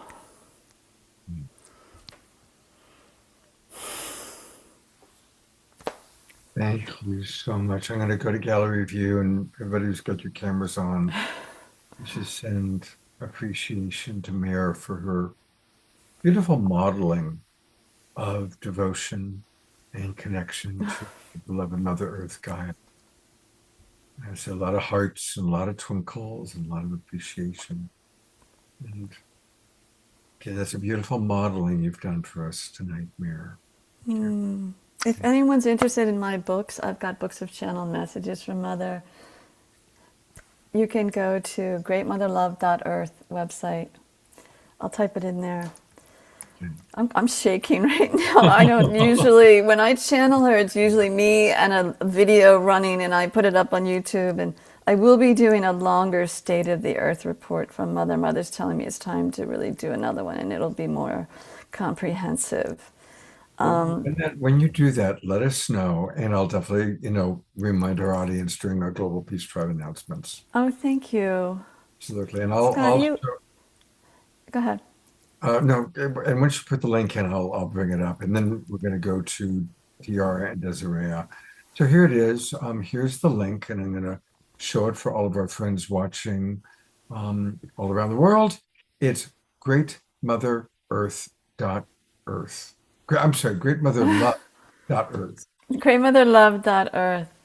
Greatmotherlove.earth. And I teach a year-long course. You can go to the website.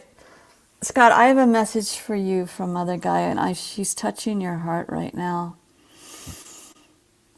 If you can feel this, because your heart has been through so much. She knows how much you've gone through. So she's offering you a heart chakra healing. Wow.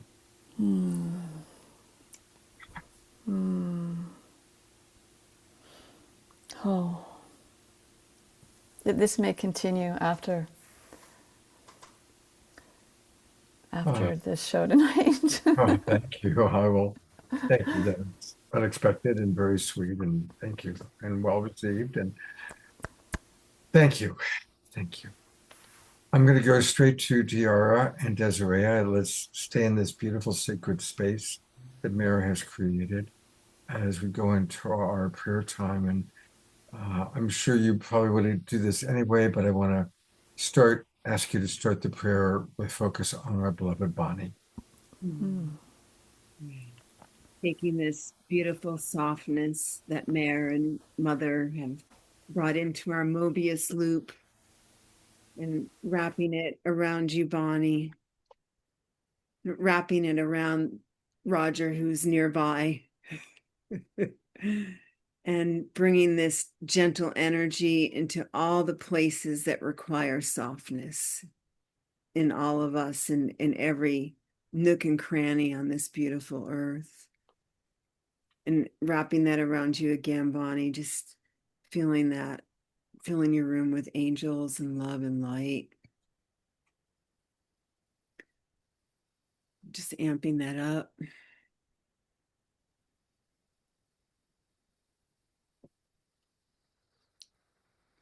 Taking a nice big breath in through the nose, out through the mouth. A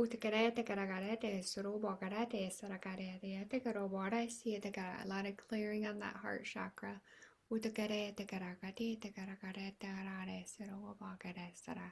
Seeing the light codes from the words and the wisdom that was spoke on the show tonight.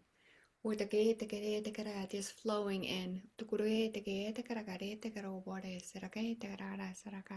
And seeing the expansion of that reach as well.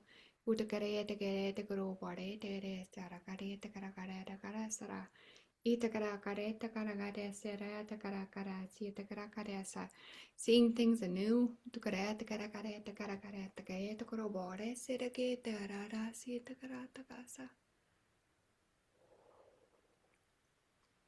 Giving great thanks for the elementals who are present and coming in anew, these new energies, and allowing our bodies to receive even more.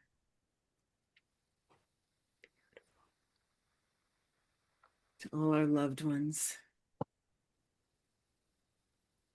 known and unknown.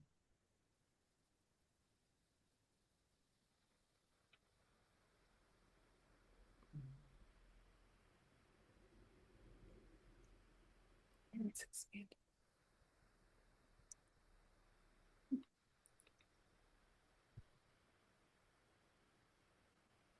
I also want to ask us all now, we are the Global Peace Tribe. And I think we're all very concerned about this new war, still another war. And this war is especially terrifying for how it could expand or is expanding. Blessings for maximum grace, and that somehow, as quickly as possible, peace may prevail on the earth. And sending our love and our care to those who are suffering, those who are frightened, those who don't know when bombs are going to come and how the bombs are going to impact their family. I also ask for a prayer here in this country of the United States that some of the dynamics that are taking place here be reduced. I have tremendous compassion for people that happen to be brown-skinned, who don't feel safe to be out on the street to go to work for fear that they will be picked up by masked thugs and taken away from their family.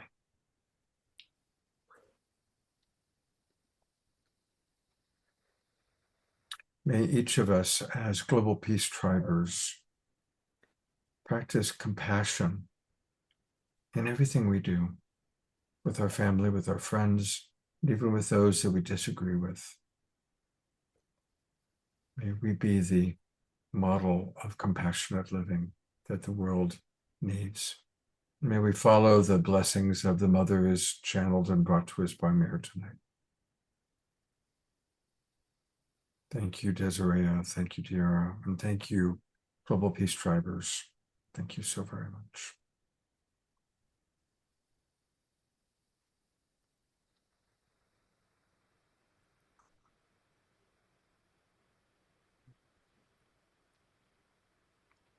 Just a couple of announcements. I am teaching a course with my good friend Katrina Valancourt. It's going to start April 4th on relationship mastery. And I'd like to invite all of you to get a little sample free of charge to what Katrina and I are offering. So this Saturday, March the 7th, we're offering what we're calling the Relationship Reset from 9 a.m. till 10:30 a.m. Pacific time. I'm going to put that into the chat box in a moment. Now, don't be alarmed. I know it says $30, but if you put in the promo code ALOHA, L-O-H-A, ALOHA, you'll get it for free. And I'd love to invite all of you to come and join us. And we'll be providing tips, tools, practices for relationship mastery. And we'll actually be answering questions, any of you that have specific relationship issues that you want support with. I think it's going to be a fairly intimate group, so we'll be able to answer some of your questions, and would love to have you join us. And I'm going to put into the chat box the password for free course. It's Aloha. So please join us this Saturday morning, 9 o'clock Pacific time. And then this Saturday night's Awakening World show is going to be really special. I mean, every show is special, okay? But this one really, we've got something quite unique planned. We're going to be celebrating the different generations of those who are Awakening World leaders. And we're going to have members of our New Generation Synergy group, some of whom you've seen, of course, Tatiana Speed and Hannah Bork are regulars on our show. But you're also going to meet an extraordinary woman, Monica from Uganda. She has started an organization helping young women in Uganda that attracted the attention of Michelle Obama. And Michelle has become very involved with Monica.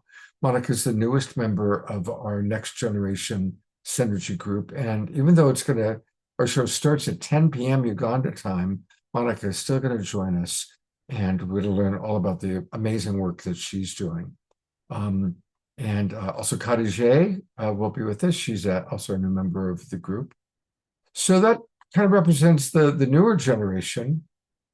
But we're also going to have a tribute to Michael Stillwater, who passed away about 10 days ago. And he certainly represents an older generation, the generation that Gary Malkin and myself are a part of. And then kind of in the middle between those of us that are 60s and 70s and those that are in their 30s is Connie Viveros, who you saw before. And she also has been collaborating with Monica. So we're going to be celebrating the different generations, and it's going to be a free show open to the public. So this is a good show if you have friends that you want to invite to get a taste of the Awakening World. This is a very good show to invite people to. And I'll send out an email with some of the details on it. And I really encourage all of you to invite your friends and family. All right. Well, it's been quite a long show. And thank goodness, and it's amazing, almost all of you are still with us. Thank you, Omashar, for always being here at the beginning and the end, and for sound check. I'm going to turn it over to you to close this out, brother.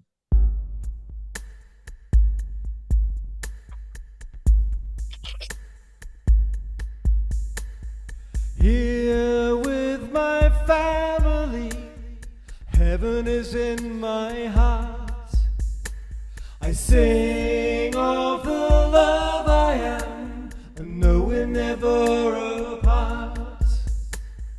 One heart, one love, in this life we live.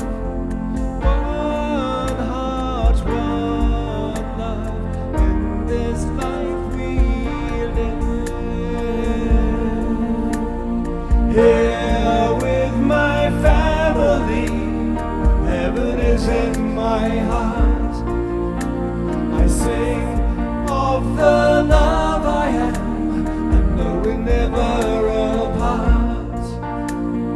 One heart, one love, in this life we live.